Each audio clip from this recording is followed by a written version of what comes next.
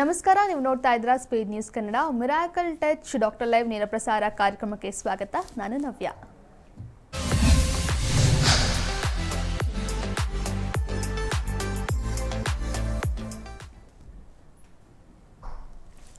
ವೀಕ್ಷಕರೇ, ಇಂದು ನಾವು primary infertility ಅಂದ್ರೆ ಏನು, ಸೆಕೆಂಡರಿ ಇನ್ಫರ್ಟಿಲಿಟಿ ಅಂದ್ರೆ ಏನು, ಮತ್ತು ಇನ್ನು ಸಾಮಾನ್ಯ ಜನರಲ್ಲಿ ಕಾಡುವಂತಹ ಸಾಕಷ್ಟು ಕಾಮನ್ ಕ್ವೆಶನ್ಸ್ ಬಗ್ಗೆ ಇವತ್ತು ನಮಗೆ ಡಾಕ್ಟರ್ ತಿಳಿಸ್ಕೊಡ್ತಾರೆ. ಕೆಲವೊಬ್ಬರಿಗೆ ಸಾಕಷ್ಟು ಕ್ವೆಶನ್ಸ್ ಇರುತ್ತೆ. ಸಂಬಂಧದಲ್ಲೇ ಮದುವೆ ಆದರೆ ಮಕ್ಕಳು ಆಗುತ್ತಾ ಇಲ್ವಾ, ಅಥವಾ ಸೇಮ್ ಬ್ಲಡ್ ಗ್ರೂಪ್ ಅವ್ರನ್ನ ಮದುವೆ ಆದರೆ ಮಕ್ಕಳಾಗುತ್ತಾ ಇಲ್ವಾ, ಈ ಥರದೊಂದು ಸಾಕಷ್ಟು ಕಾಮನ್ ಕ್ವೆಶನ್ಸ್ಗಳಿದೆ. ಸೊ ಆ ಒಂದು ಕ್ವೆಶನ್ಸ್ಗಳನ್ನ ಪಟ್ಟಿ ಮಾಡಿ ಇವತ್ತು ನಾವು ಡಾಕ್ಟರ್ ಜೊತೆ ಮಾತನಾಡ್ತೀವಿ. ಇದ್ರ ಬಗ್ಗೆ ಸಂಪೂರ್ಣವಾಗಿ ಮಾಹಿತಿಯನ್ನು ಕೊಡೋಕೆ ನಮ್ಮ ಜೊತೆ ಮಿರಾಕಲ್ IVF ಹಾಸ್ಪಿಟಲ್ನ IVF ಸ್ಪೆಷಲಿಸ್ಟ್ ಆಗಿರುವಂತಹ ಡಾಕ್ಟರ್ ರೇಖಾ ರಾಜೇಂದ್ರ ಕುಮಾರ್ ಅವರಿದ್ದಾರೆ. ಮ್ಯಾಮ್, ಫಸ್ಟ್ಲಿ ಕಾರ್ಯಕ್ರಮಕ್ಕೆ ಸ್ವಾಗತ. ಎಸ್ ಮ್ಯಾಮ್, ಇನ್ನು ಸಾಕಷ್ಟು ನಾರ್ಮಲ್ ಕ್ವಶನ್ಸ್ ಇರ್ತವೆ. ಬಿಕಾಸ್ ಯೂಶುವಲ್ ಆಗಿ ಫಸ್ಟ್ ಕ್ವಶನ್ ಹೇಳೋದಾದರೆ ಪ್ರೈಮರಿ ಇನ್ಫರ್ಟಿಲಿಟಿ, ಈ ಸೆಕೆಂಡರಿ ಇನ್ಫರ್ಟಿಲಿಟಿ, ಇದ್ರ ಬಗ್ಗೆ ಲೈಕ್ ಫಸ್ಟ್ ಮಗು ಆದರೆ ಮತ್ತೆ ಮಗು ಆಗುತ್ತಾ ಇಲ್ವಾ, ಅಥವಾ ಫಸ್ಟ್ ಮಗು ಆಗಿರುತ್ತೆ ಸೆಕೆಂಡ್ ಮಗು ಆಗುತ್ತಾ ಇಲ್ವಾ, ಈ ಥರದೊಂದು ಸಾಕಷ್ಟು ಕ್ವಶನ್ಸ್ ಇರುತ್ತೆ. ಸೊ ಫಸ್ಟ್ಲಿ ನೀವು ಹೇಳೋದಾದರೆ ಈ primary infertility and secondary infertility ಅಂದರೆ ಏನು ಮ್ಯಾಮ್? ಹಾಂ, ಈ ಸುಮಾರು ಜನ ಪೇಷಂಟ್ಸ್ ನಮ್ಮ ಹತ್ರ ಬಂದಾಗ ನಾವು ಅವ್ರ ಫೈಲಲ್ಲಿ ಮೇಲುಗಡೆನೇ ಬರೆದುಬಿಟ್ಟಿರ್ತೀವಿ ಪ್ರೈಮರಿ ಇನ್ಫರ್ಟಿಲಿಟಿ, ಸೆಕೆಂಡ್ರಿ ಇನ್ಫರ್ಟಿಲಿಟಿ. ಅವರಿಗೆ ಗೊಂದಲ ಆಗುತ್ತೆ, ಏನಿದು ಇನ್ಫರ್ಟಿಲಿಟಿ ಅಂದರೆ ಮಕ್ಕಳಾಗಿಲ್ಲ ಅನ್ನೋದು ಗೊತ್ತಿರುತ್ತೆ, ಬಟ್ ಪ್ರೈಮರಿ ಅಂದ್ರೇನು ಸೆಕೆಂಡ್ರಿ ಅಂದ್ರೇನು ಅಂತ ಅವ್ರಿಗೆ ಅರ್ಥ ಆಗಲ್ಲ. ಸೊ ಪ್ರೈಮರಿ ಇನ್ಫರ್ಟಿಲಿಟಿ ಅಂತಂದರೆ ಆಕೆ ಜೀವಮಾನದಲ್ಲಿ ಯಾವತ್ತೂ ಪ್ರೆಗ್ನೆಂಟ್ ಆಗಿಲ್ಲ, ಅಂದರೆ ಪ್ರೆಗ್ನೆನ್ಸಿಯ ಅನುಭವವೇ ಆಕೆಗಾಗಿಲ್ಲ, ಇದು ಮದುವೆಗೆ ಸಂಬಂಧಪಟ್ಟಿದ್ದಲ್ಲ, ಪ್ರೆಗ್ನೆಂಟ್ ಆಗಿಲ್ಲ ಆಕೆ ಅನ್ನೋದು.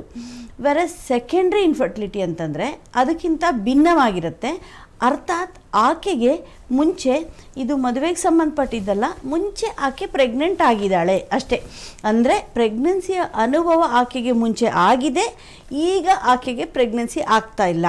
ಮುಂಚಿನ ಪ್ರೆಗ್ನೆನ್ಸಿ ಯಾವ ಥರ ಅದು ಎಂಡ್ ಆಯಿತು ಅಂದರೆ ಪ್ರೆಗ್ನೆನ್ಸಿ ನೀಟಾಗಿ ಕಂಟಿನ್ಯೂ ಆಗಿರ್ಬೋದು, ಆಕೆಗೆ ದಿನ ತುಂಬಿ ಮಗು ಹುಟ್ಟಿ ಆ ಮಗು ಇವಾಗ ಚೆನ್ನಾಗಿರ್ಬೋದು, ನಾರ್ಮಲ್ ಡೆಲಿವರಿ ಅಥವಾ ಆಪ್ರೇಷನ್ನಿಂದ ಆಕೆಗೆ ಮಗು ಪಡೆದಿರ್ಬೋದು, ಅಥವಾ ಆ ಪ್ರೆಗ್ನೆನ್ಸಿ ಚೆನ್ನಾಗಿ ಕಂಟಿನ್ಯೂ ಆಗದೆ ಆಕೆಗೆ ಅಬಾರ್ಷನ್ ಆಗಿರ್ಬೋದು, ಪ್ರಿಮೆಚ್ಯೂರ್ ಆಗಿ 7ನೇ ತಿಂಗಳು 8ನೇ ತಿಂಗಳು 6ನೇ ತಿಂಗಳಲ್ಲೇ ಡೆಲಿವರಿ ಆಗಿರ್ಬೋದು, ಅಂದರೆ ಅವಧಿ ಪೂರ್ವ ಡೆಲಿವರಿ ಆಗಿರ್ಬೋದು, ಅಥವಾ ಆ ಮಗುನಲ್ಲಿ ಪ್ರೆಗ್ನೆನ್ಸಿ ಅಂತ ಏನು ಹೇಳ್ತೀವಿ ಅದರಲ್ಲಿ ಹಾರ್ಟ್ ಬೀಟೇ ಬಂದಿಲ್ಲದೆ ಇರ್ಬೋದು.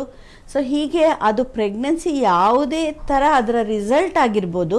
ಬಟ್ ಒಂದೇ ಇನ್ಫಾರ್ಮೇಷನ್ ಅಂದರೆ ಆಕೆ ಮುಂಚೆ ಪ್ರೆಗ್ನೆಂಟ್ ಆಗಿದ್ದಾಳೆ, ಇಷ್ಟೇ.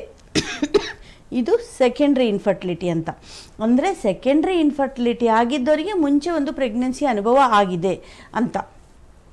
ಇನ್ನು ಹೇಳಬೇಕಂದ್ರೆ ಸೆಕೆಂಡ್ರಿ ಇನ್ಫರ್ಟಿಲಿಟಿ ಆದವರು ತಕ್ಕ ಮಟ್ಟಿಗೆ ಪ್ರೈಮರಿ ಇನ್ಫರ್ಟಿಲಿಟಿ ತಕ್ಕ ಮಟ್ಟಿಗೆ ತುಂಬ ಅಂಶಗಳು ತೊಗೊಳಕ್ಕೆ ಬರೋದಿಲ್ಲ, but primary ಇನ್ಫರ್ಟಿಲಿಟಿಯ ಪೇಷಂಟಿಗಿಂತ better situation.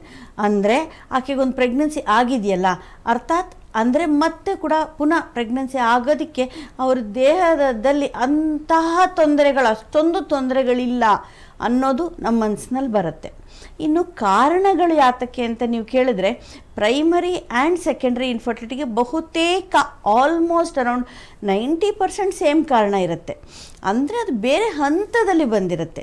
Primary ಇನ್ಫರ್ಟಿಲಿಟಿನವ್ರಿಗೇನು ಫಸ್ಟಿಂದನೇ ಆ ಪ್ರಾಬ್ಲಮ್ ಇರ್ಬೋದು. ಎಕ್ಸಾಂಪಲ್ ಟ್ಯೂಬ್ ಬ್ಲಾಕ್ ಆಗಿರೋದು, ಅಥವಾ ಯೂಟ್ರಸ್ ಒಳಗಡೆ ಏನಾದ್ರು ಪ್ರಾಬ್ಲಮ್ ಇರೋದು, ಗಂಟು ಆ ಥರ ಎಲ್ಲ, ಅಥವಾ ಓವರಿದು ಫಲವತ್ತತೆ ಕಡಿಮೆ ಇರೋದು, ಇದು ಮುಂಚಿಂದನೇ ಇರುತ್ತೆ. ಆಕೆಗೆ ಪ್ರೆಗ್ನೆನ್ಸಿ ಆಗಬೇಕು ಅಂತ ಆಕೆ ಡಿಸೈಡ್ ಮಾಡೋದಕ್ಕೆ ಮುಂಚಿತವಾಗಿ ಈ ಪ್ರಾಬ್ಲಮ್ಗಳಿರುತ್ತೆ. ಇದು ಪ್ರೈಮರಿ ಇನ್ಫರ್ಟಿಲಿಟಿನಲ್ಲಿ. ಬಟ್ ಇದೇ ಪ್ರಾಬ್ಲಮ್, ಈಗ ಹೇಳಿದಂತಹ ಪ್ರಾಬ್ಲಮ್, ಗರ್ಭಕೋಶದ್ದಾಗಲಿ ಟ್ಯೂಬ್ ಆಗಲಿ ಪಕ್ಕದಲ್ಲಿರೋ ಓವರಿದಾಗಲಿ ಪ್ರಾಬ್ಲಮ್ಸು ಒಂದು ಮಗು ಪಡೆದ ಮೇಲೆ ಅಥವಾ ಮುಂಚೆ ಒಂದು ಸತಿ ಪ್ರೆಗ್ನೆನ್ಸಿಯ ಅನುಭವ ಆದ ಮೇಲೆ ಕೂಡ ಈ ಪ್ರಾಬ್ಲಮ್ ಆಗ್ಬೋದಲ್ವಾ. ಎಕ್ಸಾಂಪಲ್ ಟ್ಯೂಬ್ ಬ್ಲಾಕ್ ಆಗೋದಾಗಲಿ, ಗಡ್ಡೆಗಳು ನಂತರ ಬರೋದಾಗಲಿ, ಅಥವಾ ಮುಂಚೆ ಓವರಿ ಚೆನ್ನಾಗಿತ್ತು, ಓವರಿನಲ್ಲಿ ಎಗ್ಸ್ ಚೆನ್ನಾಗಿ ಪ್ರೊಡ್ಯೂಸ್ ಆಗ್ತಿತ್ತು, ಆಕೆಯ ಫಲವತ್ತತೆ ಚೆನ್ನಾಗಿತ್ತು, ನಿಧಾನವಾಗಿ ಅವರಿಗೆ ಅದು ಕುಂಠಿತವಾಯಿತು, ಈ ಥರ ಕೂಡ ಆಗ್ಬೋದು. ಇನ್ನು ಕೆಲವರು ಏನು ಮಾಡ್ತಾರೆ ಅಂದರೆ, ನಾವು ಇದನ್ನು ಮುಂಚೆ ಡಿಸ್ಕಸ್ ಮಾಡಿದ್ದೀವಿ, ಆಕೆ ಪ್ರೆಗ್ನೆನ್ಸಿ ಒಂದೇದಾಗಿರುತ್ತೆ, ಅದು ಯಾವುದೇ ಥರ ರಿಸಲ್ಟ್ ಇರಲಿ, ಬಟ್ ಆಗ ಅದನ್ನು ಬೇಡ ಅಂತ ತೆಗೆಸ್ಕೊಂಡಿರ್ತಾರೆ. ಅಥವಾ ಒಂದನೇ ಡೆಲಿವರಿ ಆದಮೇಲೆ 2ನೇ ಪ್ರೆಗ್ನೆನ್ಸಿಯನ್ನು ನಿಧಾನ ಮಾಡ್ತಾರೆ, ನಮಗೀಗ ಬೇಡ, ಇನ್ನೊಂದು 6 ವರ್ಷ ಆಗಲಿ 8 ವರ್ಷ ಆಗಲಿ. ಆ ಫಸ್ಟ್ ಪ್ರೆಗ್ನೆನ್ಸಿನಲ್ಲಿ ಆಕೆಗೆ 25 ವರ್ಷ ಇದ್ದಿರಬಹುದು. ಸೊ ವಯಸ್ಸು ಚಿಕ್ಕದಿತ್ತು, ಎಲ್ಲ ಸಲೀಸಾಗಿ ಕಂಟಿನ್ಯೂ ಆಗಿ ಆಕೆ ಆರೋಗ್ಯವಂತ ಮಗುವನ್ನು ಪಡೆದಿದ್ದಾಳೆ. ಆದರೆ ಈ ಎರಡನೇ ಪ್ರೆಗ್ನೆನ್ಸಿಯಲ್ಲಿ ಆಕೆ ಫಸ್ಟ್ ತೆಗೆಸ್ಕೊಂಡಿದ್ದಕ್ಕಾಗಲಿ ಅಥವಾ ಆಕೆ ನಿಧಾನವಾಗಿ 1ನೇ ಡೆಲಿವರಿ ಆದಮೇಲೆ ನನಗೀಗ ಬೇಡ ಅಂತ ನಿಧಾನ ಮಾಡಿದ್ದಕ್ಕೆ, ಅಂದರೆ ಪ್ರೆಗ್ನೆನ್ಸಿ ಆಗೋದು ಬೇಡ ಈಗ ಮುಂದಕ್ಕೆ ನೋಡೋಣ ಅಂತ ಪೋಸ್ಟ್ಪೋನ್ ಮಾಡಿದ್ದಕ್ಕಾಗಲಿ ಯಾವುದೇ ಒಂದು ಕಾರಣದಿಂದ ಏಜ್ ಕೂಡ ಜಾಸ್ತಿ ಆಗುತ್ತೆ ನೋಡಿ. ಆಗ 25ಕ್ಕೆ ಡೆಲಿವರಿ ಮಾಡಿಕೊಂಡು ಈಗ 35ಕ್ಕೆ ಬರ್ತಾರೆ, ಎಷ್ಟೊಂದು ಜನ ಬರ್ತಾರೆ. ಯಾಕಂದರೆ ಸಮಯ ಕಳೆಯೋದು ನಿಮ್ಮ ಕೈಲಿಲ್ಲ, ನಮಗೆ ಗೊತ್ತೇ ಆಗಲ್ಲ ಸಮಯ ಹೋಗಿದ್ದು. ಹಾಗೆ ನೋಡೋತ್ತಿಗೆ 2021 ಇಸ್ವಿ ಆಯಿತು, 22ನೇ ಇಸ್ವಿ ಆಯಿತು, ಹಾಗೆ ಸಮಯ ಬಹಳ ಬೇಗ ಜಾರಿ ಹೋಗ್ತಾ ಇದೆ ಕೈಯಿಂದ. ಸೊ ಹಾಗೆ ಆಕೆಗೆ ವಯಸ್ಸು ಕೂಡ ಹಾಗೆ ಆಗೋಗ್ಬಿಡುತ್ತೆ ನೋಡಿ. 25ರಲ್ಲಿ ಡೆಲಿವರಿ ಆಗಿ 35ಕ್ಕೆ ಬಂದಾಗ 10 ವರ್ಷದ ಅಂತರದಲ್ಲಿ 35ಕ್ಕೆ ಬರ್ತಾರಂತಲ್ಲ, ಬಟ್ ಸಾಧಾರಣ ಬಹುತೇಕ ಜನ ತಕ್ಷಣಕ್ಕೆ ಮುಂಚಿನ ಥರ ಡೆಲಿವರಿ ಮಾಡ್ಕೊಳ್ಳಲ್ಲ. ಮುಂಚೆ 2 ಮಕ್ಕಳ ಅಂತರ ಬಹಳ ಅಂದರೆ 2 ವರ್ಷ ಇರ್ತಿತ್ತು. ಕಾಂಟ್ರಸೆಪ್ಷನ್, ಫ್ಯಾಮಿಲಿ ಪ್ಲ್ಯಾನಿಂಗ್, ಗರ್ಭ ನಿರೋಧಕ ವಿಧಾನಗಳು ಇವು ಅವ್ರಿಗೆ ಗೊತ್ತೂ ಇರಲಿಲ್ಲ. ಗೊತ್ತಿದ್ರೆ ಫಾಲೋನೂ ಮಾಡ್ತಿರ್ಲಿಲ್ಲ. ಯಾವುದೋ ಒಂದು ಕಾರಣಕ್ಕೆ ಇನ್ನೇನೋ ತೊಂದರೆ ಆಗುತ್ತೆ, ನನಗೆ ಮುಂದೆ ಮಗು ಪಡೆಯೋದಕ್ಕೆ ಪ್ರಾಬ್ಲಮ್ ಆಗುತ್ತೆ ಅನ್ನೋ ಉದ್ದೇಶದಿಂದ ಅವರು ಮುಂಚಿನವರು, ನಮ್ಮ ಮುಂಚಿನ ಪೀಳಿಗೆಯವರು ಯೂಸ್ ಮಾಡ್ತಿರಲಿಲ್ಲ. ಹಾಗಾಗಿ ಅವರಿಗೆ ಮಕ್ಕಳು ಜಾಸ್ತಿ, ಮಕ್ಕಳ ನಡುವಿನ ಅಂತರವೂ ಕಡಿಮೆ ಇತ್ತು. ಇವಾಗಿನವರು ವಿಷಯಗಳನ್ನ ಬಹಳ ಮಟ್ಟಿಗೆ ತಿಳ್ಕೊಂಡಿದ್ದಾರೆ, ಅದನ್ನು ಅವರ ಲೈಫಿಗೆ ಬೇಕಾದ ಹಾಗೆ ಅಡ್ಜಸ್ಟ್ ಮಾಡ್ತಾರೆ. ಸೊ ಹೀಗಾಗಿ 2ನೇ ಮಗುವನ್ನು ಲೇಟಾಗಿ ಪಡೀತಾರೆ. ಏಜ್ ಜಾಸ್ತಿಯಾಗಿ ಆಕೆಗೆ ಅದೇ ಕಾರಣದಿಂದನೂ ಇರಬಹುದು, ಅಥವಾ ಕೆಲವು ಪ್ರಾಬ್ಲಮ್ಗಳು ಇಷ್ಟು ವರ್ಷಕ್ಕಾದಾಗ ಹೊಸದಾಗಿ ಹುಟ್ಕೊಳ್ಬೋದು ಪ್ರಾಬ್ಲಮ್ಸು. ಈ ಎಲ್ಲ ಕಾರಣದಿಂದ 2ನೇ ಪ್ರೆಗ್ನೆನ್ಸಿ ಆಗುವಾಗ ಅವರಿಗೆ ತೊಂದರೆ ಆಗುತ್ತೆ. ಇನ್ನೂ ಒಂದು ಕಾರಣ ಸೆಕೆಂಡರಿ ಇನ್ಫರ್ಟಿಲಿಟಿನಲ್ಲಿ. ನೀವು ಪ್ರೈಮರಿ ಆ್ಯಂಡ್ ಸೆಕೆಂಡರಿ ಇನ್ಫರ್ಟಿಲಿಟಿನಲ್ಲಿ ಕಾರಣ ಏನು ಅಂತ ಕೇಳಿದ್ದಕ್ಕೆ ಹೇಳ್ತೀನಿ. ಇನ್ನೂ ಒಂದು ಕಾರಣ ಅಂದರೆ ಅವರಿಗೆ ಡೆಲಿವರಿ ಟೈಮಲ್ಲಿ ನಾರ್ಮಲ್ಲೇ ಆಗಲಿ ಸಿಸೇರಿಯನ್ ಆಗಲಿ ಅಥವಾ ನಂತರ ಯಾವಾಗಾದರೂ ಗರ್ಭಕೋಶದ ಒಳಗಡೆ ಏನಾದರೂ ಬಲೆ ಥರ ಫಾರ್ಮ್ ಆಗಿರ್ಬೋದು, ಅಥವಾ ಇನ್ಫೆಕ್ಷನ್ನಿಂದ ಟ್ಯೂಬ್ಗಳು ಬ್ಲಾಕ್ ಆಗಿರ್ಬೋದು. ಇವು ಡೆಲಿವರಿ ಟೈಮ್ಗೂ ಆಗಬಹುದು ಅಥವಾ ನಂತರಕ್ಕೂ ಆಗ್ಬೋದು. ಸೊ ಹೀಗಾದಾಗ ಕೂಡ 2ನೇ ಪ್ರೆಗ್ನೆನ್ಸಿ ಆಗೋದು ಕಷ್ಟ ಆಗುತ್ತೆ. ಸೊ ಇವೆಲ್ಲ ಸೆಕೆಂಡ್ರಿ ಇನ್ಫರ್ಟಿಲಿಟಿಗೆ, ಅಂದರೆ ನಂತರ ಒಂದು ಮಗು ಪಡೆದ ನಂತರ 2ನೇದಕ್ಕೆ ಪ್ರಯತ್ನ ಮಾಡುವಾಗ ಆಗುವಂತಹ ಭಂಗಗಳು. ಸೊ ಇವಿಷ್ಟು ಕಾರಣಗಳು. ಮ್ಯಾಮ್, ಇನ್ನು ಯೂಶ್ವಲಾಗಿ ಸಾಕಷ್ಟು ಜನಕ್ಕೆ ಏನಪ್ಪ ಕಾಮನ್ ಕ್ವಶನ್ ಇರುತ್ತೆ ಅಂದರೆ, ಇಫ್ ಇನ್ ಕೇಸ್ ಸಂಬಂಧಿಕದಲ್ಲಿ ಮದುವೆ ಆದರೆ, ಇಫ್ ಇನ್ ಕೇಸ್ ಲೈಕ್ ಅತ್ತೆ ಮಗಳು ಅಥವಾ ಅಕ್ಕನ ಮಗಳು ಈ ಥರದಲ್ಲಿ ಮದುವೆ ಆದರೆ ಮಕ್ಕಳಾಗೋದು ಕಷ್ಟ, ಅಥವಾ if in case same blood group ಇದ್ದರೆ, ಈಗ ಅಕಸ್ಮಾತ್ AB ಪಾಸಿಟಿವ್ ಇದ್ದರೆ ಅವ್ರದ್ದು B ಪಾಸಿಟಿವ್ ಇದ್ದರೆ ಅದು ಮಕ್ಕಳಾಗೋದು ಕಷ್ಟ, ಈ ಥರದೊಂದು ಕೆಲವೊಂದು ಗೊಂದಲಗಳಿದೆ. ಸೊ ಇದ್ರ ಬಗ್ಗೆ ನೀವು ಹೇಳೋದಾದರೆ ಮ್ಯಾಮ್? ಹೌದು, ಬಹಳಷ್ಟು ಜನ ಪೇಷಂಟು ಈ ಡೌಟ್ ಇಟ್ಕೊಂಡು ಬರ್ತಾರೆ. ನೀವು ಕೇಳಿದ್ದು ಪ್ರಶ್ನೆ ತುಂಬ ಪ್ರಸ್ತುತ ಅನಿಸುತ್ತೆ. ತುಂಬ ಜನರ ಮನಸ್ಸಿನ ಕ್ವಶನ್, ಅರ್ಥಾತ್ ಡೌಟು ಇಲ್ಲಿ ಪರಿಹಾರ ಆಗುತ್ತೆ ಅಂದ್ಕೊಳ್ತೀನಿ. ಈ ಸೋದರ ಮಾವನ್ನ ಮದುವೆ ಆಗೋದು ಅಥವಾ ಅಕ್ಕನ ಮಗಳನ್ನು ಮದುವೆ ಆಗೋದು, ಈ ಥರ ತೀರಾ ಹತ್ತಿರದ ಸರ್ಕಲ್ನಲ್ಲಿ ಮದುವೆ ಆಗ್ತಾರೆ. ಬಟ್ ಇದರಿಂದ ಬಂಜೆತನಕ್ಕೆ ಕಷ್ಟ ಅಂತ ನಾನು ಹೇಳೋದಿಲ್ಲ. ಬಂಜೆತನ, ಪ್ರೆಗ್ನೆನ್ಸಿ ಆಗದೇ ಇರೋದಕ್ಕೆ ಇದು ಒಂದು ಸಮಸ್ಯೆ ಅಲ್ಲ, ಅಥವಾ ಇದೊಂದು ಕಾರಣ ಅಲ್ಲ. ಎಷ್ಟೋ ಜನಕ್ಕೆ ಆ ಥರ ಇದ್ದರೂ ಕೂಡ ಆ ಥರ ಮದುವೆ ಮಾಡಿಕೊಂಡ್ರು ತೀರ ಹತ್ತಿರದಲ್ಲಿ ಮಕ್ಕಳಾಗಿರುತ್ತೆ.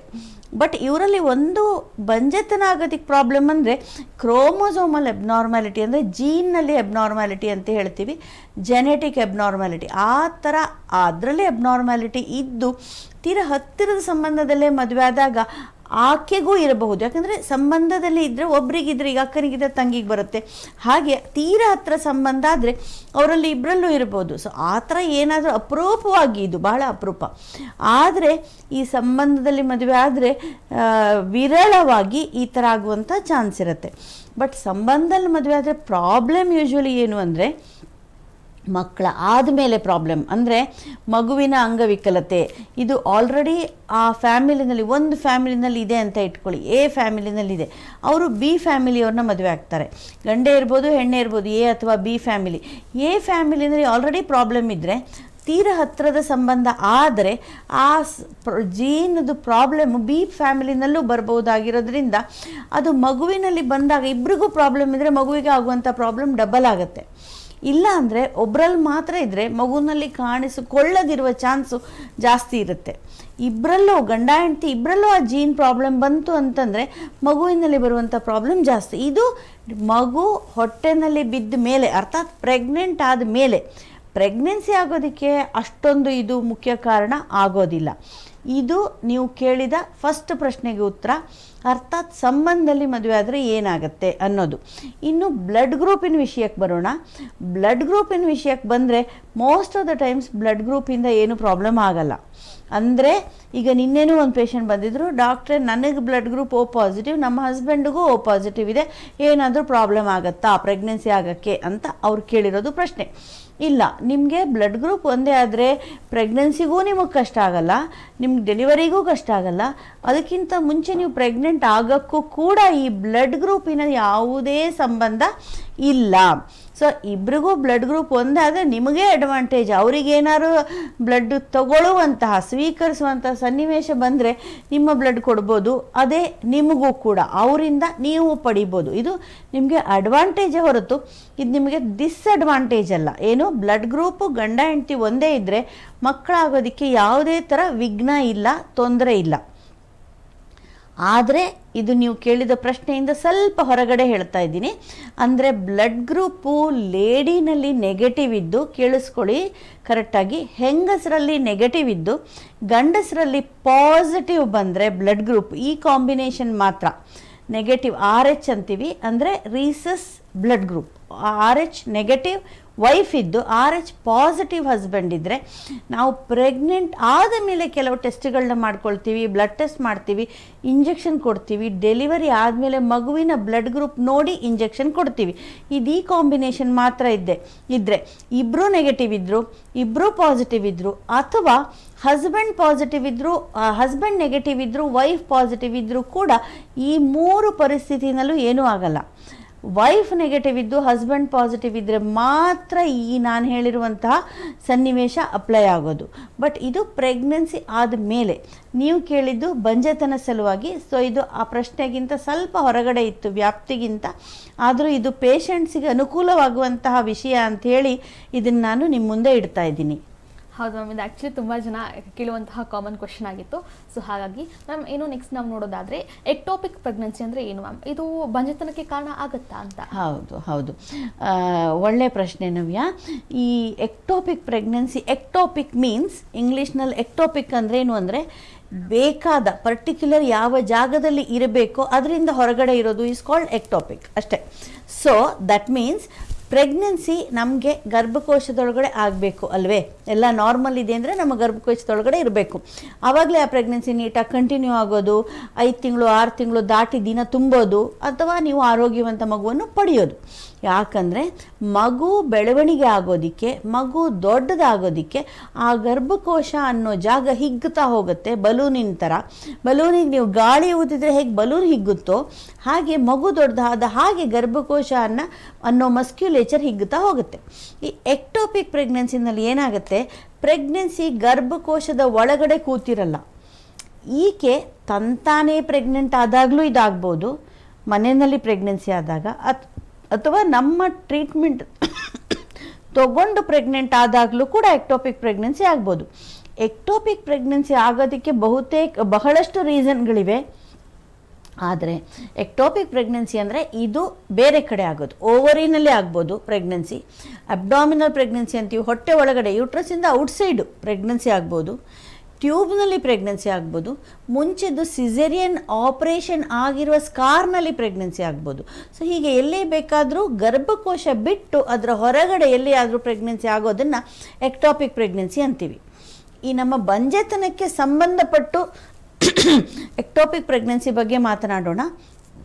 Most of the times 90% of the times ಈ ಎಕ್ಟೋಪಿಕ್ ಪ್ರೆಗ್ನೆನ್ಸಿ ಅನ್ನೋದು ಟ್ಯೂಬ್ನಲ್ಲಿ ಆಗೋದು. ಅರ್ಥಾತ್ ಈ ಫಲೋಪಿಯನ್ ಟ್ಯೂಬ್ ಅಂತ ಏನು ಹೇಳ್ತೀವಲ್ಲ ಅದರಲ್ಲಿ ಆಗೋದು ಈ ಪ್ರೆಗ್ನೆನ್ಸಿ. ಬಂಜೆತನದಲ್ಲಿ ಏನಾಗುತ್ತೆ, ಈ ಫಲೋಪಿಯನ್ ಟ್ಯೂಬಲ್ ಪ್ರೆಗ್ನೆನ್ಸಿ ಆದಾಗ ಆ ಟ್ಯೂಬ್ ಡ್ಯಾಮೇಜ್ ಆಗುತ್ತೆ. ಆ ಟ್ಯೂಬ್ ಒಡೆದಿರ್ಬೋದು, ಒಡೆಯದೇ ಇರ್ಬೋದು, ಆದರೂ ಕೂಡ ಆ ಟ್ಯೂಬ್ ಡ್ಯಾಮೇಜ್ ಆಗುತ್ತೆ. ಸೊ ಟ್ಯೂಬ್ ಡ್ಯಾಮೇಜ್ ಆದರೆ ನಾನು ಬಹಳಷ್ಟು ಸಲ ಹೇಳಿದ್ದೀನಿ, tube is very very important for pregnancy to happen. Tube ಇಲ್ಲದೆ ಹೋದರೂ ಕೂಡ ಪ್ರೆಗ್ನೆನ್ಸಿ ಆಗೋದಕ್ಕೆ ನಾವು ಬೇರೆ ಥರ ವಿಧಾನಗಳಿದೆ, ಅದು ಬೇರೆ ವಿಷಯ. ಬಟ್ ಆಕೆಗೆ ಸಣ್ಣ ಟ್ರೀಟ್ಮೆಂಟಿಂದ ಅಥವಾ ತಾನೇ ಸ್ವಾಭಾವಿಕವಾಗಿ ಗರ್ಭಿಣಿ ಆಗಬೇಕು ಅಂತಂದರೆ ಫಲೋಪಿಯನ್ ಟ್ಯೂಬ್ ಈಸ್ ವೆರಿ ಇಂಪಾರ್ಟೆಂಟ್. ನಮಗೆ ಎಕ್ಟೋಪಿಕ್ ಪ್ರೆಗ್ನೆನ್ಸಿನಲ್ಲಿ ಅರ್ಥಾತ್ ಟ್ಯೂಬಲ್ ಪ್ರೆಗ್ನೆನ್ಸಿ ಅರ್ಥಾತ್ ಗರ್ಭಕೋಶದ ಪಕ್ಕದಲ್ಲಿ ಇರುವ ಫಲೋಪಿಯನ್ ಟ್ಯೂಬ್ನಲ್ಲಿ ಪ್ರೆಗ್ನೆನ್ಸಿ ಆಯಿತು ಅಂತಂದರೆ ಟ್ಯೂಬ್ ಡ್ಯಾಮೇಜ್ ಆಗೋದ್ರಿಂದ ನಮ್ಗೆ ಆ ಟ್ಯೂಬ್ ಹಾಳಾಯಿತು, ಆಕೆಗೆ ಮುಂದೆ ಪ್ರೆಗ್ನೆನ್ಸಿ ಆಗಲು ತೊಂದರೆ ಆಗುತ್ತೆ. ಪ್ರೆಗ್ನೆಂಟ್ ಆಗೋದಕ್ಕೆ ಇನ್ನೊಂದು ವಿಷಯ, ಆಕೆ ಪ್ರೆಗ್ನೆನ್ಸಿ ಮತ್ತೆ ಟ್ಯೂಬ್ನಲ್ಲಿ ಆಗುವಂತಹ ಚಾನ್ಸ್ ಜಾಸ್ತಿ ಇರುತ್ತೆ. ಆ ಟ್ಯೂಬ್ ಡ್ಯಾಮೇಜ್ ಆಯಿತು ಅಂದರೆ ಆ ಪಕ್ಕದ ಒಂದೇ ಟ್ಯೂಬ್ ಉಳ್ಕೊಳ್ಳುತ್ತೆ ನೋಡಿ ಆಕೆಗೆ. ಸೊ ಆ ಒಂದೇ ಟ್ಯೂಬ್ ಮೇಲೆ we have to bank on only that tube pregnancy ಆಗೋದಕ್ಕೆ. ಸೊ ಎಕ್ಟೋಪಿಕ್ ಪ್ರೆಗ್ನೆನ್ಸಿಗೂ ಬಂಜೆತನಕ್ಕೂ ಈ ಸಂಬಂಧ ವಿವರಿಸ್ಬೋದು. ಮ್ಯಾಮ್, ಇನ್ನು ಅದಕ್ಕೆ ಯಾವ ಥರ ನೀವು ಆಪ್ರೇಷನ್ಸ್ ಮಾಡ್ತೀರಾ? ಇಫ್ ಇನ್ ಕೇಸ್ ಆಪ್ರೇಷನ್ ಮಾಡಿದ್ರೆ ಅದನ್ನು ನಿರ್ವಹಿಸೋಕೆ ಆಪ್ರೇಷನ್ ಒಂದೇ ಮಾರ್ಗನ ಅಥವಾ ಬೇರೆ ಏನಾದರೂ ಬೇರೆ ಪರಿಹಾರಗಳಿದೆಯಾ? ಹಾಂ, ಹೌದು. ಈ ಎಕ್ಟೋಪಿಕ್ ಪ್ರೆಗ್ನೆನ್ಸಿ ಅಂತ ಡಯಾಗ್ನೋಸ್ ಮಾಡಿದ ತಕ್ಷಣ ಪೇಷಂಟ್ ಕೇಳುವ ಮೊದಲ ಪ್ರಶ್ನೆ, ಈಗ ನೀವು ಕೇಳಿದ ಪ್ರಶ್ನೆ, ಇದಕ್ಕೆ ಏನು ಮಾಡಬೇಕು ಡಾಕ್ಟ್ರೆ? ಇದಕ್ಕೆ ಆಪ್ರೇಷನ್ನೇ ಮಾಡಬೇಕು? ಆಪ್ರೇಷನ್ ಇಲ್ಲದೆ ಬೇರೆ ಥರ ವಿಧಾನಗಳಿದೆಯಾ? ಹೌದು, ಆಪ್ರೇಷನ್ ಒಂದೇ ಮಾರ್ಗ ಅಲ್ಲ. ಅಗೇನ್ ಈ ಟ್ಯೂಬಲ್ ಪ್ರೆಗ್ನೆನ್ಸಿ ಆದರೆ ನಾವು ಏನು ಮಾಡ್ತೀವಿ ಅಂದರೆ ಆ ಸ್ಕ್ಯಾನ್ ಮಾಡ್ತೀವಿ, ಕೆಲವು ಇಂಪಾರ್ಟೆಂಟ್ ಬ್ಲಡ್ ಟೆಸ್ಟ್ ಮಾಡ್ತೀವಿ, ಬೀಟಾ HCG ಅಂತ. ಅಂದರೆ ಅದು ಪ್ರೆಗ್ನೆನ್ಸಿ ಎಷ್ಟು ಪ್ರಬಲವಾಗಿದೆ, ಪೋಟೆನ್ಸಿ ಆಫ್ ಪ್ರೆಗ್ನೆನ್ಸಿಯನ್ನು ಅದು ತೋರಿಸುತ್ತೆ. ಸೊ ನಮಗೆ ಪ್ರೆಗ್ನೆನ್ಸಿ ಎಷ್ಟರ ಮಟ್ಟಿಗೆ ನಾವು ಅದನ್ನು ಆಪ್ರೇಷನ್ ಇಲ್ಲದೆ ಅದನ್ನು ಸರಿ ಮಾಡ್ಬೋದು ಅನ್ನೋದಕ್ಕೋಸ್ಕರ ಒಂದು ಸ್ಕ್ಯಾನಿಂಗು, ಎರಡನೇದು ಬ್ಲಡ್ ಟೆಸ್ಟು. ಎಸ್ ಮ್ಯಾಮ್, ಇದ್ರ ಬಗ್ಗೆ ಮಾತಾಡೋಣ. ಒಬ್ರು ಕಾಲರ್ ರೆಡಿ ಇದ್ದಾರೆ. ಹಲೋ. ಹಲೋ, ನಮಸ್ತೆ ಮೇಡಮ್. ನಮಸ್ತೆ, ನಿಮ್ಮ ಹೆಸರು? ಮೇಡಮ್, ನಮ್ಗೆ PCOD ಇದೆ. ಓಕೆ, ಡಾಕ್ಟರ್ ಹತ್ರ ಮಾತಾಡಿ. ದೊಡ್ಡಬಳ್ಳಾಪುರದಿಂದ. Okay, fine. ಡಾಕ್ಟರ್ ಇದ್ದಾರೆ, ಡಾಕ್ಟರ್ ಹತ್ರ ಮಾತಾಡಿ. ಹಲೋ. ಹಲೋ, ನಮಸ್ತೆ ಮೇಡಮ್. ನಿಮ್ಮ ಹೆಸರು ಹೇಳಿ. ಭಾಗ್ಯಲಕ್ಷ್ಮಿ ಮೇಡಮ್, ಹಾ. ದೊಡ್ಡಬಳ್ಳಾಪುರದಿಂದ. ಆಯ್ತು, ಹೇಳಿ. ಮೇಡಮ್, ನಮ್ಗೆ 12 ವರ್ಷ ಮಗು ಇದೆ. 12 ವರ್ಷ ಇದೆ ಮೇಡಮ್, ಹೆಣ್ಮಗು. ಗೊತ್ತಾಯ್ತು, ಮುಂದೆ ಹೇಳಿ. ಎರಡನೇ ಮಗು ಬೇಕು ಅಂತ ನಾವು ಟ್ರೈ ಮಾಡ್ತಾ ಇದೀವಿ. ಅದೇ ಗರ್ಭಕೋಶದಲ್ಲಿ ನೀರಿನ ಗುಳ್ಳೆ ಇದೆ ಅಂತ ಹೇಳ್ತಾರೆ. ನಾವ್ ಟ್ರೀಟ್ಮೆಂಟ್ ತಗೊಂತೀವಿ, ನಮ್ಗೆ ಅಡ್ಜಸ್ಟ್ ಆಗ್ತಾ ಇಲ್ಲ ಮೇಡಮ್. ಇನ್ನೊಂದು ಮಗು ಬೇಕು ನಮ್ಗೆ, ಆಗ್ತಾ ಇಲ್ಲ. ಏನ್ ಮಾಡೋದು? ಆಯಿತು, ಈಗ ನಿಮ್ಗೇನು ಅಂದರೆ, ಒಂದು ನಿಮಗೆ ಡಾಕ್ಟ್ರು ನೋಡಿದ್ದು ನೀವು ಇದ್ರ ಬಗ್ಗೆ ಟ್ರೀಟ್ಮೆಂಟ್ ಕೊಡುವಂಥ ಡಾಕ್ಟ್ರನ್ನೇ ನೀವು ನೋಡಬೇಕಾಗತ್ತೆ. ಯಾಕಂದರೆ 12 ವರ್ಷ ಆಗಿರೋದ್ರಿಂದ ನಿಮಗೆ ಏಜ್ ಒಂದಷ್ಟು ಜಾಸ್ತಿ ಆಗಿದೆ ಅಂದ್ಕೊಳ್ತೀನಿ. ಎಷ್ಟು, 30 ದಾಟಿರ್ಬೋದಲ್ವಾ? 32. 32. ಅದೇ ಸ್ವಲ್ಪ ಏಜ್ ಜಾಸ್ತಿ ಆದ ಹೋಗಿ ಪ್ರೆಗ್ನೆನ್ಸಿ ಆಗೋದು ಕಷ್ಟ ಆಗೋದ್ರಿಂದ ನೀವು ಆದಷ್ಟು ಬೇಗ ಇದಕ್ಕೆ ಸಂಬಂಧಪಟ್ಟ ಡಾಕ್ಟ್ರೇ ನೋಡಬೇಕು. ನೀವು ಜೆಂಟ್ಸ್ ಡಾಕ್ಟ್ರ್ ನೋಡೋದು ಅಥವಾ ಬೇರೆ ಯಾವುದೋ ಥರ ಟ್ರೀಟ್ಮೆಂಟ್ ತೊಗೊಂಡ್ರೆ ನಿಮಗೆ ಆಗಲ್ಲ. ಪ್ರೆಗ್ನೆನ್ಸಿ ಇದು ಇನ್ಫರ್ಟಿಲಿಟಿ ಬಗ್ಗೆನೇ ಸ್ಪೆಷಲಿಸ್ಟ್ನ ನೀವು ನೋಡಬೇಕಾಗತ್ತೆ, ಒಂದನೇದು. ಎರಡನೇದು, ನೀವು ಹಳೆ ರಿಪೋರ್ಟ್ಸ್ ತಗೊಂಡೋಗಿ ಅವ್ರನ್ನ ನೋಡಬೇಕಾಗತ್ತೆ. ಮೂರನೇದು, ಗುಳ್ಳೆ ಅನ್ನೋದು ಗರ್ಭಕೋಶದಲ್ಲಿ ಇರಲ್ಲ, ಗರ್ಭಕೋಶದ ಪಕ್ಕದ ಓವರಿನಲ್ಲಿ ಗುಳ್ಳೆ ಇದೆ ಅಂತ ಹೇಳಿರ್ತಾರೆ. ಓವರಿ ಅಂದರೆ ಗರ್ಭಕೋಶದ ಪಕ್ಕದಲ್ಲಿರುವಂಥದ್ದು, ಗರ್ಭಕೋಶದ ಒಳಗಡೆ ಗುಳ್ಳೆ ಅಂತ ಹೇಳಿರಲ್ಲ. ಸಾಮಾನ್ಯ ಇದು, ನಿಮ್ಮ ರಿಪೋರ್ಟ್ಸ್ ನೋಡಿಲ್ಲ ನಾನು, ಬಟ್ ಇದು 3ನೇ ವಿಷಯ.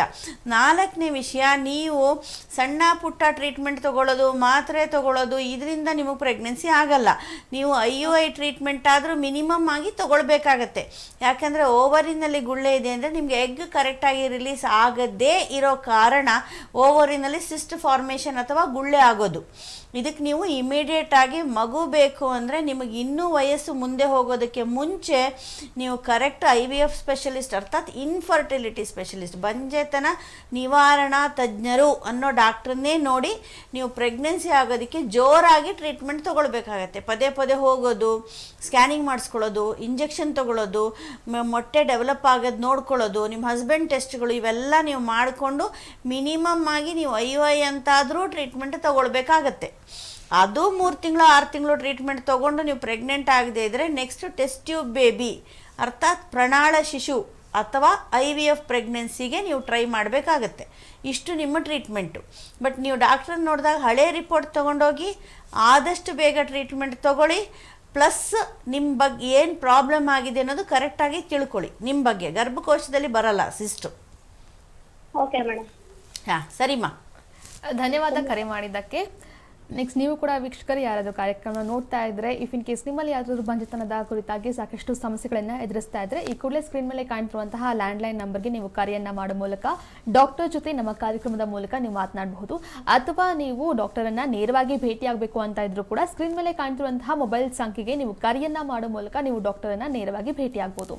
ಎಸ್ ಮ್ಯಾಮ್, ಇನ್ನು ನಾವು ಮಾತನಾಡ್ತಾ ಇದ್ವಿ ಬರೀ ಆಪರೇಷನ್ ಒಂದೇ ಮಾರ್ಗನ ಅಂತ, ಬೇರೆ ಏನಾದರೂ ಮಾರ್ಗ ಲೈಕ್ ಪರಿಹಾರ ಇದೆಯಾ ಅಂತ ಅನ್ನೋದ್ರ ಬಗ್ಗೆ ನಾವು ಮಾತನಾಡ್ತಾ ಇದ್ವಿ ma'am. Correct, you are right.